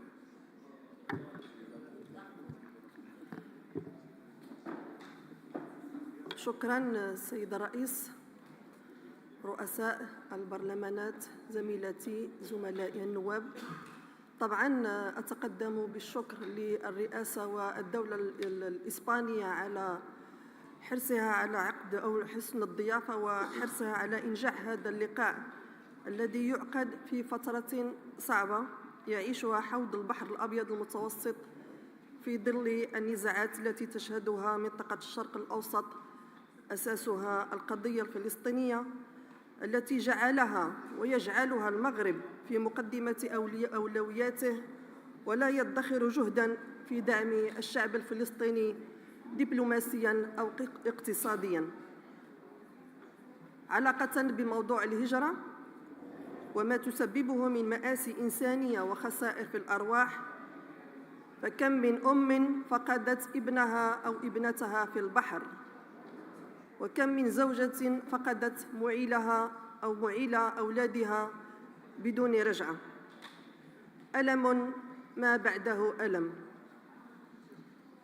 في هذا السياق لابد للإشارة إلى الدور الكبير الذي يلعبه المغرب باعتباره بلداً للعبور وأيضاً بلداً للاستقرار. المغرب لا يتعامل مع الهجرة فقط كملف أمني، بل يعتمد مقاربة إنسانية شاملة تحترم حقوق المهاجرين وتعمل على إدماجهم داخل المجتمع المغربي.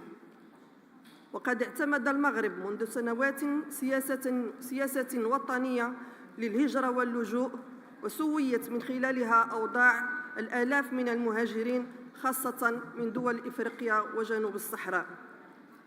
بالمقابل يتعامل المغرب بشكل كبير مع دول الاتحاد الأوروبي من أجل محاربة شبكة التهريب أو تهريب البشر وإنقاذ الأرواح في البحر وضبط الحدود مع الاحترام الدائم للكرامة الإنسانية. علينا جميعاً أن نعمل على معالجة الأسباب الحقيقية للهجرة مثل الفقر والبطالة وانعدام الفرص في بلد المنشأ. وحده التعاون العادل والمتوازن سيجعل من حوض البحر الأبيض المتوسط فضاءً للربط بين الشعوب لا فضاءً للخوف أو الموت. وأخيراً نشكر الرئاسة الإسبانية على المجهودات التي قدمتها، ونتمنى التوفيق والنجاح للسيد محمد أبو العينين في المهام المستقبلية، وشكراً. Thank you so much. Our next speaker is Katerini Spiridaki from the Greek delegation. Thank you, Chair. Sorry Dear colleagues. Sorry for mispronouncing your name. That is Katerini, the correct pronunciation. Thanks, Chair. Dear colleagues, before I start, let me express my deep concern following the recent attack in Marsilia's church in Damascus. Religious sites must never be targets. The safety of Syria's Christian population and all communities must be guaranteed with accountability as a priority. The current state of insecurity and uncertainty in our region has already translated into increased migration flows, with Greece once again at the forefront. What is unfolding in the Middle East threatens to intensify this dynamic further. We are not only witnessing new waves of displacement, but also an alarming rise in human rights violation, trafficking networks, and exploitation of human life. The pressure on frontline states like Greece is mounting. Allow me to speak frankly about Crete, my home region. In recent weeks, arrivals have surged dramatically, with over 700 people reaching in the island every single day. Local reception capacities are overwhelmed, communities are under strain, and instead of comprehensive strategy, we are too often left with reactive crisis management. Crete cannot and must not become a holding zone for human suffering. The migration crisis is not only a Greek issue. It is both Mediterranean and European scope. It calls for shared responsibility, coordinated policies, and above all, a balance between protection of borders and protection of people. Now is time for action rooted in solidarity, humanity, and long-term vision. And also, please, before closing, let me remind to my Turkish colleagues that unfortunately, or should I say fortunately, what is deemed legal or illegal is not determined unilaterally by individual states, but by international law conventions, many of which are too often violated, disregarded, or was selectively instrumentalized. We firmly believe and will continue to support that the only viable solution for Cyprus is one grounded and not negotiable principles of international law aligned with the solutions of United Nations Security Council, a solution that is based on the reunification of the island and the immediate withdrawal of the Turkish military occupation force more than half a century after the invasion. And just to close, yesterday we heard important reflections in Committee of Women's Rights in Euro-Mediterranean countries, but the real test is not here. The real test is when we go back to our national parliaments and bring these conversations home. Only if we weaken the stereotypes, we can hope that the future generation will grow up with different rights, different cultures, and different reality. Thank you.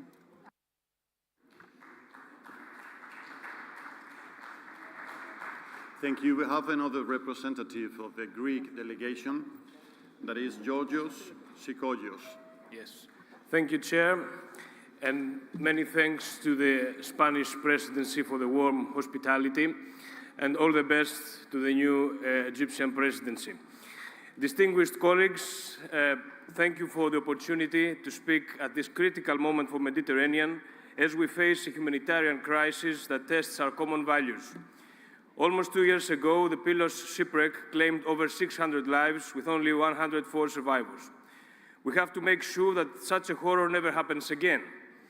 Our duty is to set and implement rules on migration, always based on international law and the law of the sea. Geneva Convention and its basic provision of non-refoulement shall be fully respected. We call for genuine solidarity, a core principle and obligation, most important nowadays than ever before.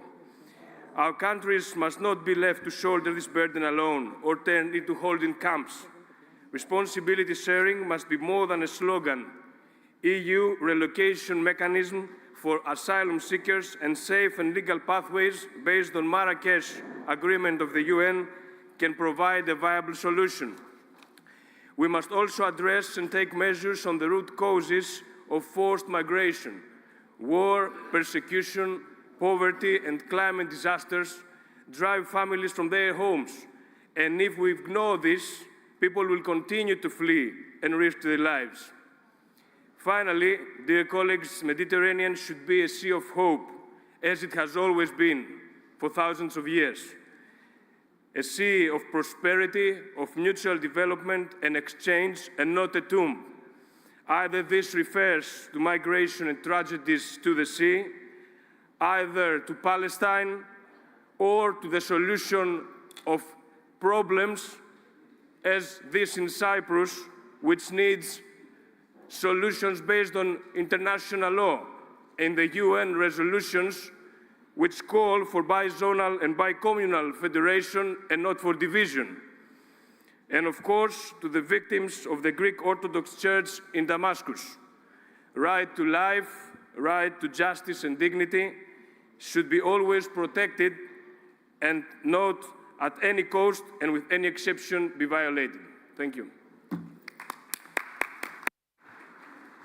Thank you. Our next speaker is a member of the European Parliament, Nikos Papandreou. Thank you, Chair. Dear delegates, friends, colleagues, our position as Social Democrats is well known. We're trying to forge a common immigration policy. Not easy within European Union because the political landscape has changed. Our position as S&D, the progressive position, is now a minority. We are looking for a global solution to include the Mediterranean countries in Europe and in the South, and yet that's hard to do when other countries want a piecemeal, country-by-country solution to immigration. The hearings and this discussion is more in line with what we believe. Moving away from the purely ideological, and I agree with the Greek colleagues before on Cyprus, I won't repeat what they said. We also support renewable energy as a way of bringing the countries closer, and something we call energy democracy, which is municipal renewable energy, free for the poorest in those regions. It's a way to bring us closer with green grids. Finally, I was very happy to hear the Turkish representative, Ms. Bestas, bring up the simple fact that while the discussion from Turkey and other countries was greatly in support of women's rights and access to STEM education, However, ironically, the Istanbul Convention, which was forged in Istanbul, has not yet been signed by Turkey. So I think the delegates would be well served to push their president to sign that convention and align with femicide and against gender violence. Thank you.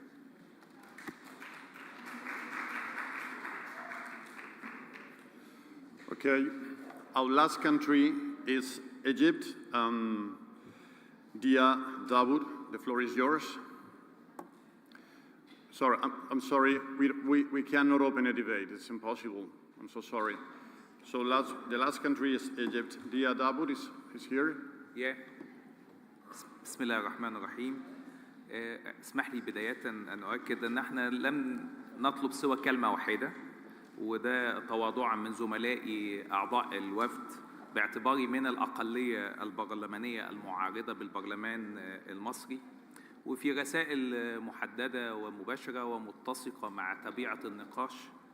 اسمحوا لي بداية أن أؤكد أن دموعكم وحماسكم جميعا لن تطفئ النار في الشرق الأوسط. الجرائم التي ترتكب من قبل عصابة سمح لها منذ إعلان برشلونة، بل سمح لها من 2 نوفمبر 1917 منذ وعد بلفور، وما تبعه من تمكين كيان غاصب لاحتلال أرض الغير بالقوة من خلال عصابات مسلحة، وما ترتب عليه من قرارات دولية لم تنفذ يضع المجتمع الدولي ويضع النظام القانوني الدولي بما فيها منظمة القائمة الاتحاد من أجل المتوسط، هذه الجمعية التي دشنت بإعلام برشلونة. إذا ما كانت الكيانات الدولية وكيانات القانونية غير قادرة على تحقيق نتائج على الأرض، سيضع الجميع في إدارة المشهد الحالي في كل مناطق الالتهاب.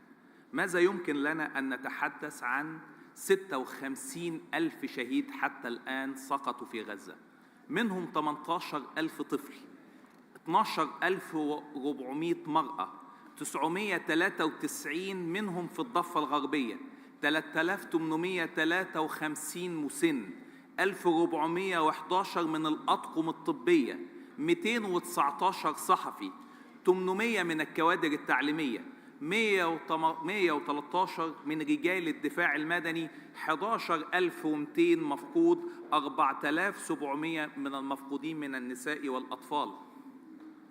ده نتائج لوضع دولي مأزوم أمام رباعية دولية مكنت هذا الكيان الغاصب للأرض العربية المحتلة، متمثل في الفيتو الأمريكي، بريطانيا الممكنة لقوات الاحتلال والداعمة لقوات الاحتلال، فرنسا بصمتها المريب، ألمانيا بعجزها المخزي. كل هذا يضع حكومة وعصابة الاحتلال الإسرائيلي أمام قدرات لا محدودة بأنها تمتد يدها على فلسطين وغزة وسوريا واليمن وأخيراً إيران. المجتمع الدولي والقانون الدولي والمنظمة الدولية في أزمة. كما أشكر أسبانيا على قيادتها في المرحلة السابقة، وأتطلع لقيادة مصرية مختلفة تحسن من أداء المشهد، تؤكد على حقوق الشعوب في التحرر وإقامة الأوطان باستقلال، حماية حدودها الوطنية، منع التهجير القسري أو الطوعي، حماية الشعوب. بشكركم والسلام عليكم ورحمة الله. Thank you so much. So other countries have taken the floor, but now we have the opportunity to hear the voice of the young people. We have 4 different members of the Anna Lindh Foundation. They are going to have the opportunity to say some statements. And the first one is Syed Bowsen.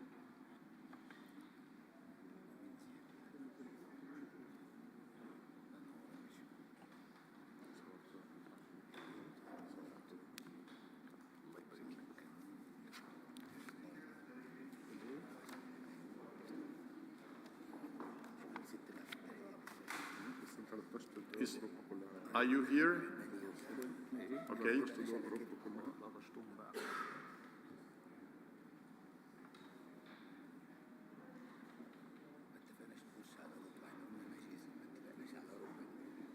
So do you have a micro or what?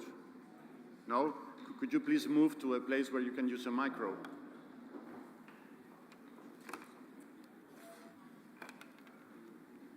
هو ايه اللي حصل بعد ما انا اتكلمت كده؟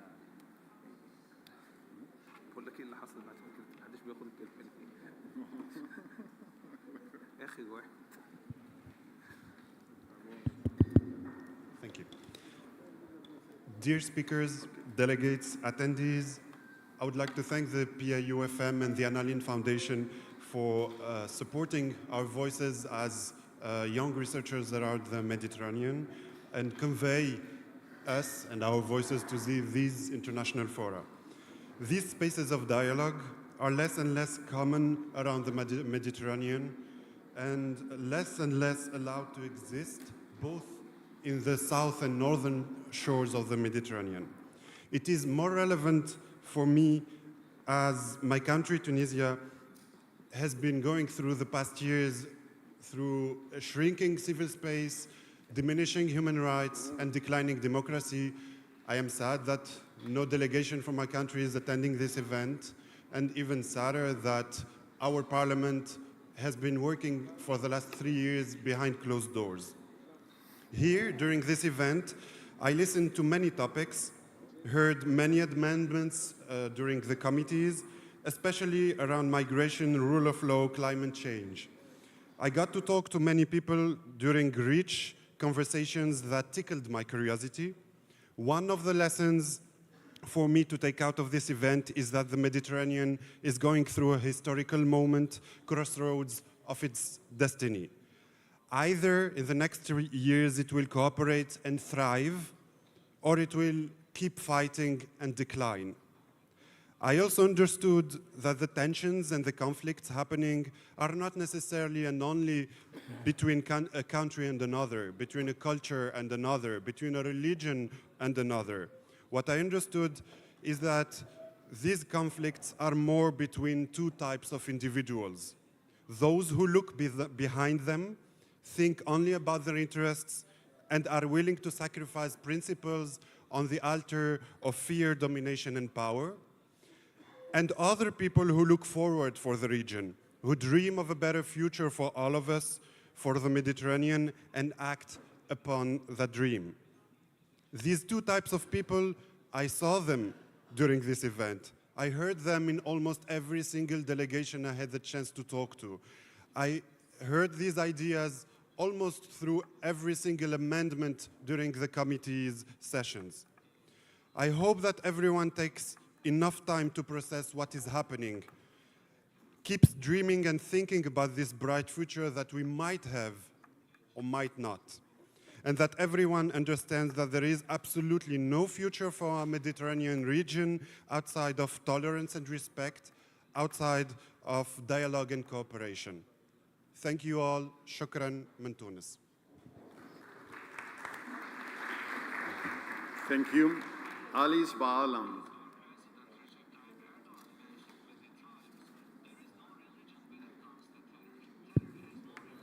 Thank you.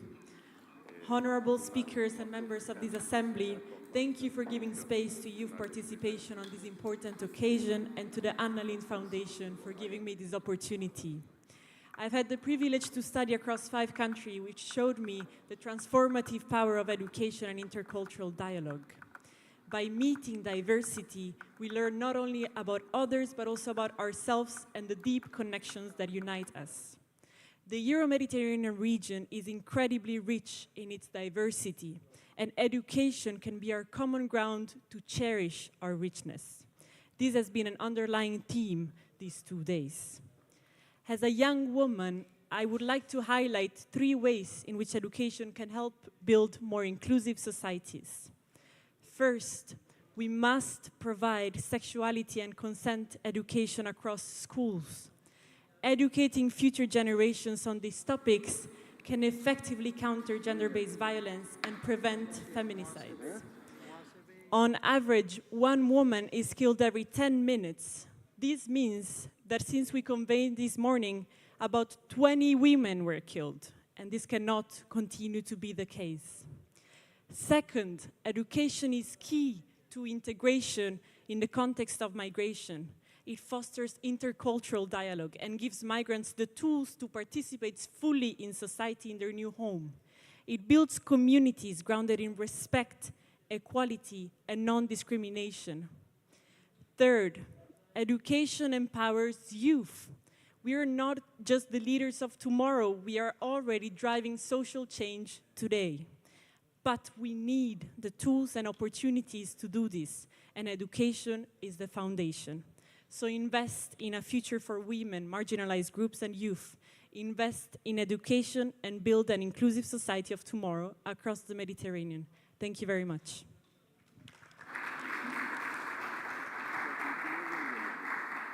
Thank you. Dimitris Kolias. Hi. Good evening for me. I would like also to thank the Spanish presidency and everyone here in the Anna Lindh Foundation for this opportunity. I would like also to stress the following. In addition of being an international relations researcher, I'm also a student of philosophy. And there's one thing philosophy teaches you. It is to look beneath the surface, to see the images behind the words. And the image I kept seeing today, and all these couple of months, it's existential threats followed by some sort of justification for action or under the mantle of some sort of a peace operation. It's a familiar narrative, one that echoes across the Middle East, and it spills over to the Eastern Mediterranean, where I'm from Greece, like a tide that pulls everything into its undertow. There's transactions, every diplomatic whisper that is increasingly filtered through the lens of security. Simple relations are securitized, mutually beneficial cooperation is viewed instead as a risk assessment. Yesterday, we heard a lot about Samuel Huntington's Clash of Civilizations. It was cited a lot, more than once. Indeed, it is a powerful piece, but that's not really the sentiment we want echoing across the Mediterranean, is it? It is a sea that has, for millennia, been the cradle of exchange, of cultures in conversation. And if Huntington were here today, he'd do what realists always do. He would invoke interest, national interest, self-interest, but there's a catch. Whenever everything becomes about survival, about threats, about enemies, there's no space left for actual interest, just fear and friction. And yes, geopolitical realities today demand a realist eye, but let us not forget that realism should not be a morality. That's a mistake we cannot afford to do in this ancient and interwoven place as the Mediterranean, because if the Mediterranean has taught us anything, it's that relations matter, and without them, we don't risk just conflict. We lose the very soul that makes this region function. Thank you.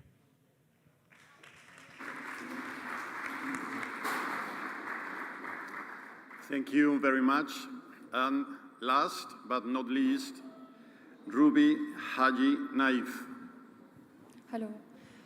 First of all, greeting everyone, and I would like to start by saying if there's one outcome that the Spanish presidency should be proud of is giving platform for us youth, especially some of us who come from conflict area, and I hope for this to continue. As a young woman from Syria, I want to start saying that Syria is currently at a turning point. After the fall of a very oppressive regime, there's still many challenges. A few days ago, we saw a terrorist attack that targeted prayers at a church. There's still violation against human rights, and Syria is currently suffering from severe droughts that are threatening livelihood and lives, in addition to the collapsed health system and education system. But I'm here to say that there is a way forward. If you want one concrete action, I would ask you to support youth-led and women-led groups on the ground. Support them not only by statement, but also by funding regional cooperation and truly including them on agenda related to climate, digital rights, and governance. I think that all of you here have the political have the political power to achieve that. But the question is, will you act? I think supporting youth-led and women-led group is really the way for bringing stability in the most fragile state like Syria. Thank you so much, and hopefully next time we will have Syria among us.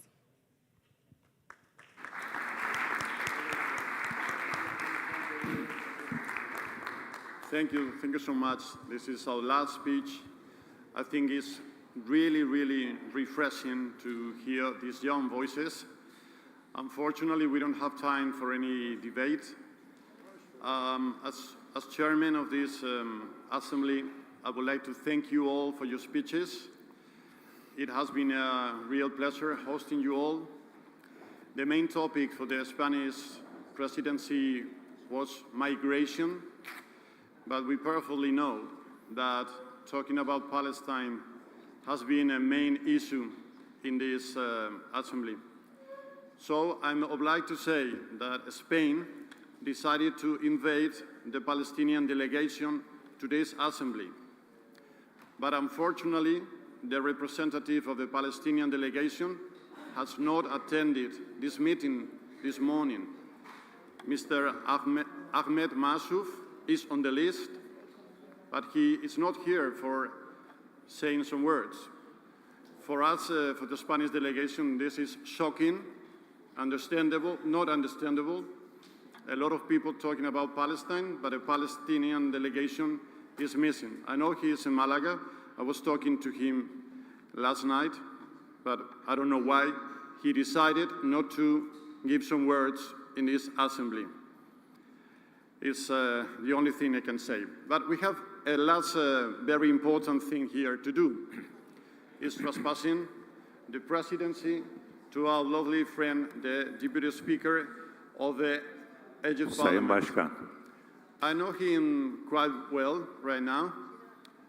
I can say he is the right man in the right moment for this new future coming related to all the issues we have on the table. And Egypt is a great country. Ms. Mohammed Abdulalim Malis Al-Nubab is very concerned in every topic related to our countries in the Mediterranean area and around. So for me, as Vice Speaker of the Senate of Spain, it's an honor and it's a pleasure to give the floor to the new President of the Parliamentary Assembly of the Union of the Mediterranean. Thank you so much, and congratulations.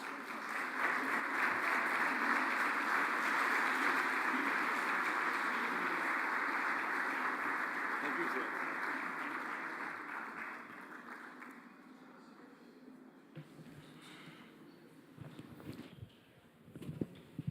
بسم الله الرحمن الرحيم. صديقي العزيز سيد ماروتو النائب الأول لمجلس الشيوخ الأسباني، السادة الحضور، كل عام وحضراتكم بخير. لقد استمعنا على مدى 3 أيام هذه المناقشات الحرة العادلة الواضحة من القلب. قد استمعت إليكم جميعا وأنتم تتحدثون بحرارة الضمير، بحرارة الإنسان الذي يريد أن يبني مستقبلا زاخرا بالمحبة والإنتاج والإبداع واستغلال الثروات وتحقيق القيم واحترامها.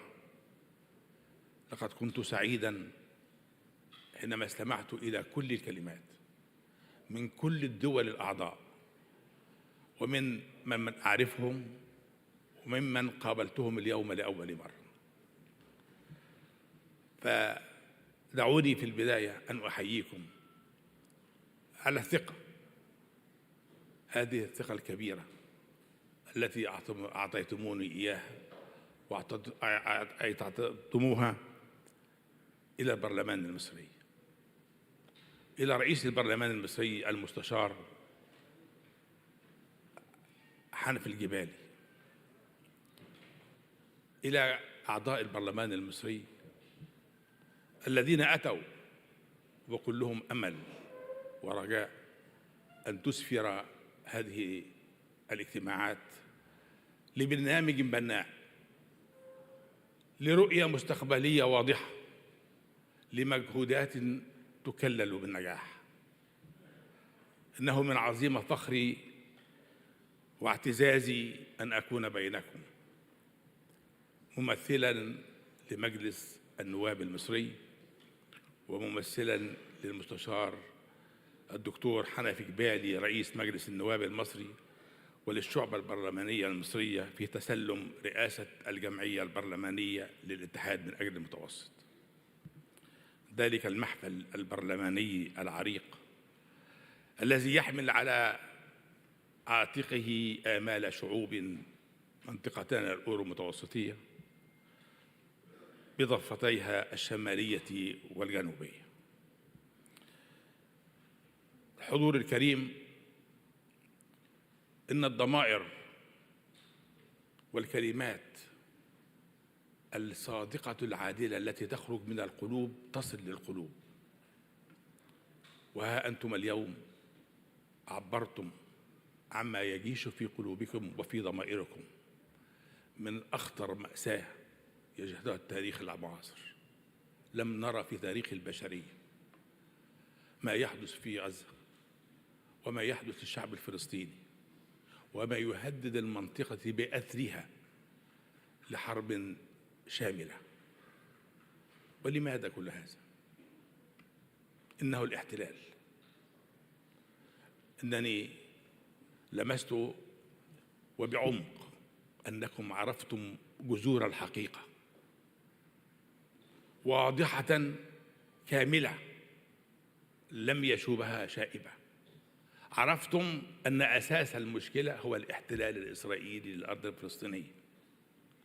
عرفتم وأكدتم وطلبتم أن الشعب الفلسطيني حقه المشروع أن يبقى في وطنه وأن يبقى على أرضه وأن يبقى في بلده ويقيم دولته الحرة الأبية، وأن يخرج كل محتل أخذ أرضه وتعدى على عرضه وسلب حقوقه أن يعود إلى الوراء، وألا يتحلل وأن يقول أنه يدافع عن نفسه وعن أمنه.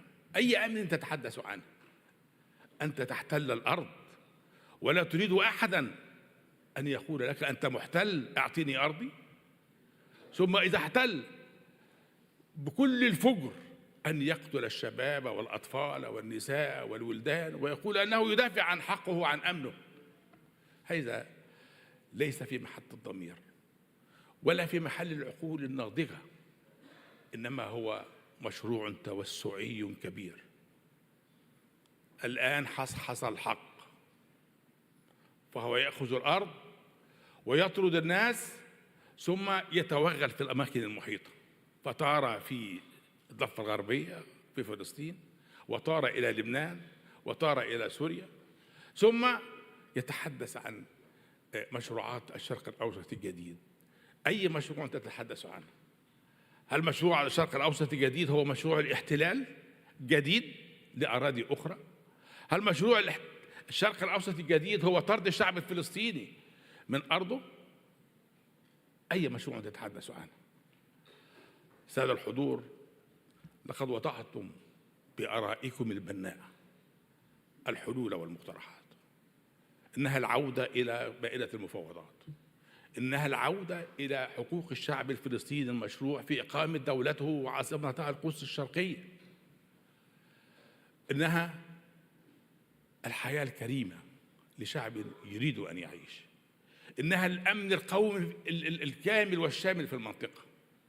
وحينما نتحدث عن ذلك وحينما نقول للعالم أجمع أن برلمان الأورو متوسطي الذي يحوي 43 دولة يقول كلمته وبصدق وبالإجماع، هذه رسالة تاريخية لكم جميعا تخرج من هذا المكان بكل كرامة وواضحة المعالم أن الشعب الفلسطيني له كل الحق في إقامة دولته على أرضه، وأن كل هذه المهاترات التي تدعو إلى تهجيره هي مهاترات غير عادلة، وهي مهاترات مرفوضة من أصحاب الضمير في مؤتمركم هذا.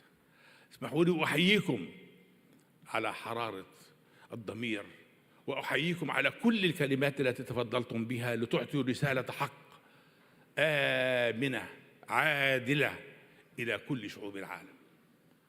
وأقول لكم أن هناك اجتماعات برلمانية كثيرة قد فشلت أن تقول هذا، وحاولت أن ترجح الكفة هنا وهنا وهنا وهنا، وينتهي الاجتماع بلا حتى توصيات. ينتهي اجتماعات في الأمم المتحدة، وقد حضرت اجتماعات عديدة مع دول عديدة حتى وصل إلى 145 دولة تعطي الحق الفلسطيني في إقامة دولته. اجتماعات الجمعية العامة في الأمم المتحدة، ثم تقوم دولة واحدة بحق الفيتو فيقف القرار. وقد تفضلتم بهذا الكلام أيضا. هذا لن يؤدي إلى استقرار، ولن يؤدي إلى ازدهار، ولن يؤدي إلى كل الطموحات التي رسمت في مقررات برشلونة سنة 95. نحن نريد الأمان، نريد الاستقرار، نريد التنمية، نريد الازدهار، نريد أن نحقق طموحات شعوبنا وشبابنا وإمكاناتنا، ونعزم القيمة المضافة في مواردنا الطبيعية والبشرية. نريد أن نبني مستقبلا مزهرا، نريد أن نقول للعالم نحن أصحاب حضارة. لقد اختار الله سبحانه وتعالى أن نكون مهدا للحضارات ومهبطا للأديان الثلاثة. هذه حقيقة لابد أن نعتز بها، ولابد أن ندافع عنها، ولابد أن نعطي مثلا طيبا إلى كل جموع العالم، إلى هذا الثقل التاريخي وهذا التقدير الإلهي الذي منحنا الله إياه على مر التاريخ. نحن نطلب من الجميع، وعلى قول الحرارة وعلى قوة الضمير، أن تعودوا إلى برلماناتكم وتعودوا إلى حكوماتكم وتقولوا ما حدث. ليس الأقوال هي المراد فقط، ولكننا نريد أن نترجم ذلك إلى أفعال، أن نترجم ذلك إلى مبادرات، أن نترجم ذلك إلى ضغط حتى يتحقق الأمن والسلام. لا أريد أن أتحدث في مشروعات ورؤى جديدة الآن، فقد تحدثتم، لكنني فخور أن أكون معكم وأن أكون بينكم، وأن أدعوكم في الاجتماعات القادمة إلى القاهرة وإلى مدننا الساحلية في شرم الشيخ وفي الغردقة وفي الساحل الشمالي وإلى الأقصر وإلى أسوان. وإن شاء الله في كل رحلة سوف ننظم لكم منظومة زيارات رفيعة المستوى، حتى منكم من لم يرى مصر من قبل قد يراها في ثوبها الجديد. مصر تتقدم، ومصر هي الشريك الحقيقي للبرلمان الاتحاد الأوروبي كاملة، وهي الشقيقة الكبرى إلى كل الدول العربية في المنطقة. حينما تحدث مأساة في أي دولة فلا ملاذ لأي دولة إلا مصر. وأقول لكم بمنتهى الصراحة، حينما حدثت مشاكل في السودان وحصلت الحرب الأهلية في السودان فما من ملاذ إلا مصر. استقبلنا 4 مليون سوداني. وحينما حصلت في الدول الأخرى عديدة لا أريد أن أذكرها الآن استقبلناهم. واليوم في مصر 10 مليون، لا نقول له مهاجر ولا نقول له لاجئ، نحن نقول له ضيف علينا، يعامل معاملة المصريين في أكله وسكنه وعلاجه وإقامته. هذه هي مصر، هذه هي مصر القيمة والحضارة حينما تتحدث بأخلاقياتها ومبادئها، وهي الصديق الأكبر مع الاتحاد الأوروبي. وسعدنا كثيرا للزيارات، وسعدنا كثيرا إلى اللقاءات الحكومية التي تنتج مشاريع استثمارية كبرى، ونحن نقدم البنية الأساسية كلها للمنطقة ونعظم فيها القيمة المضافة، ونقدم هذه المكانة التاريخية الكبيرة لمصر وهذا الموقع الفريد للاستثمار العالمي كله. فكانت المدن الصناعية المتخصصة وندعو الاتحاد الأوروبي أن يفكر أيضا في مبادرات جديدة سوف يكون محلها وسوف نتحدث عنها باستفاضة. كيف نبني المستقبل الاقتصادي معا، كيف نبني المستقبل الثقافي معا، كيف نبني رؤى جديدة لطموحات جديدة بإمكانياتنا لتعزيز هذه القدرات. سوف يكون لنا لقاءات متعددة مع اللجان المتخصصة، وبالأمس قد انتهينا مع هيئة المكتب لنحدد البرنامج القادم، والبرنامج القادم إن شاء الله سوف يكون أول دعوة لهيئة المكتب في شرم الشيخ في سبتمبر القادم بدءا من يوم 11 إلى يوم 14 عشان نرسم رؤى كثيرة اقتصاديا وثقافيا واجتماعيا وسياسيا أيضا. نحن سوف نقاوم ونقول كلمة الحق، وعلى كل المسؤولين أن يتحملوا مسؤوليتهم التاريخية في تنفيذ ما نقول وتحقيق هذه الأهداف النبيلة السامية. نحن نريد نعطي مثلا طيبا لجلساتنا البرلمانية. نحن نريد أن نتكافل مع بعضنا البعض لبناء مستقبل، ولن يكون ذلك إلا بالإصرار وبالعزيمة وبالتواصل، وعلينا أن نضع أيضا برنامجا للتواصل. وكم سعدت أن أستقبل اليوم شبابا من مؤسسة أنا ليندا، هذه المؤسسة العريقة، هذه المؤسسة الشابة، هذه المؤسسة التي لها بصمات وبصمات وبصمات، ونحتفل بها في الإسكندرية وندعمها ونقول لها ونقدرها ونقدر شبابها ونقدر مبادراتها أجل تقدير. فإلى الأمام أيها الشباب، أنتم طليعة المستقبل، أنتم مثلا طيبا يحتذى به، وسوف ندعو كل شبابنا في الفترة القادمة إلى علوم المستقبل وإلى صناعات المستقبل وإلى التشارف في المستقبل. المستقبل قريب يملأه البسمة، يملأه التكنولوجيا العالية، يملأه المبادرات الجادة. نحن لا نريد أن نتحدث فقط، ولكن سوف نكون جنبا إلى جنب مع الحكومات، سوف نتبادل الزيارات مع الحكومات مع المفوضية الأوروبية. وقد تحدثت بالأمس مع بعض الممثلين مع نائبة البرلمان الأوروبي لعقد لقاءات متعددة حتى نتوافق مع بعض، أولا في العهد الجديد والمستقبل الجديد المزموع عمله، وثانيا في وضع برامج وطموحات جديدة في المستقبل القريب. الإخوة الزملاء، إن شاء الله سوف يشهد هذا العام أيضا احتفالية كبرى ليوم المتوسط. يوم المتوسطي هو يوم 28 نوفمبر، ودعونا إلى اجتماع كبير سوف يكون منه يوما مؤتمرا اقتصاديا، وسوف يدعى فيه قادة من قيادات العالمية الكبيرة، السياسية والاقتصادية والفنية والعلمية والتجارية. وسوف يرتب هذا في هيئة المكتب في اللقاء القادم، وسوف ندعو جميعا إلى وضع الرؤية الجديدة من خلال هذا المؤتمر وتصفيق بعض المشروعات وبعض الآراء وبعض المقترحات المطلوبة. ثم سوف نتحدث عن منصات جديدة، وهذا ربما يكون فكرا جديدا. نحن نريد منصة جديدة للشباب، نحن نريد منصة جديدة لعلوم التكنولوجيا الحديثة، نحن نريد منصة تفاعل مع المرأة، نحن نريد منصات جديدة من نوع جديد. وسوف أتحدث مع كل زملائنا في اللجان المتخصصة لعمل تاسك، مجموعات عمل لهذه الموضوعات لدراستها وكيفية تنفيذها. وسوف أتناقش مع السيد الأمين العام لعمل جروب للجنة السياسية حتى يمكن التواصل معهم على مدار الأيام كلها، وليس على مدار الاجتماعات المتباعدة. سوف يكون هناك تاسك فورس، مجموعات عمل تكلف بمهمة عملية معينة، ويكون مجموعة لها الجروب بتاعها، الجروب على الواتساب، وتكون أيضا اللجان المتخصصة لها جروب على الواتساب. نحن نريد أن نتفاعل يوميا، ونريد أن نبني مستقبلا باهرا عظيما.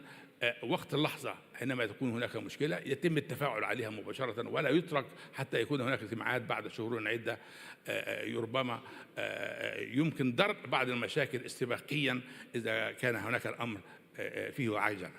سعدت كثيرا وأكرر مرة أخرى أنني سوف أكون معكم أخا وصديقا، وأنا متاح مع حضراتكم في أي مكان في العالم وفي أي مكان وفي أي وقت للتواصل.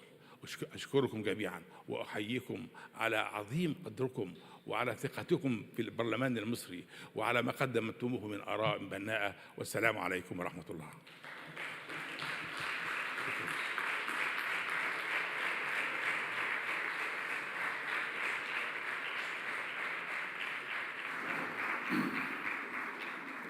Well, congratulations once more to the brand new president of this Parliamentary Assembly. It's a guarantee and an honor to have you here. My last words should be saying thank you to all of you, and consider this 9th Summit of Speakers and this 18th plenary session of the Parliamentary Assembly of the Union for the Mediterranean concluded. I hope you have enjoyed Malaga and Spain. And first of all, we will meet again in Cairo. But if not, you can always come to Spain whenever you want and enjoy this amazing country, our diversity, our food, our beaches, our landscape, our people, us. So thank you very much. We will invite you now to a small cocktail out there and see you all very soon. Now, let me shake my hands to the brand new president.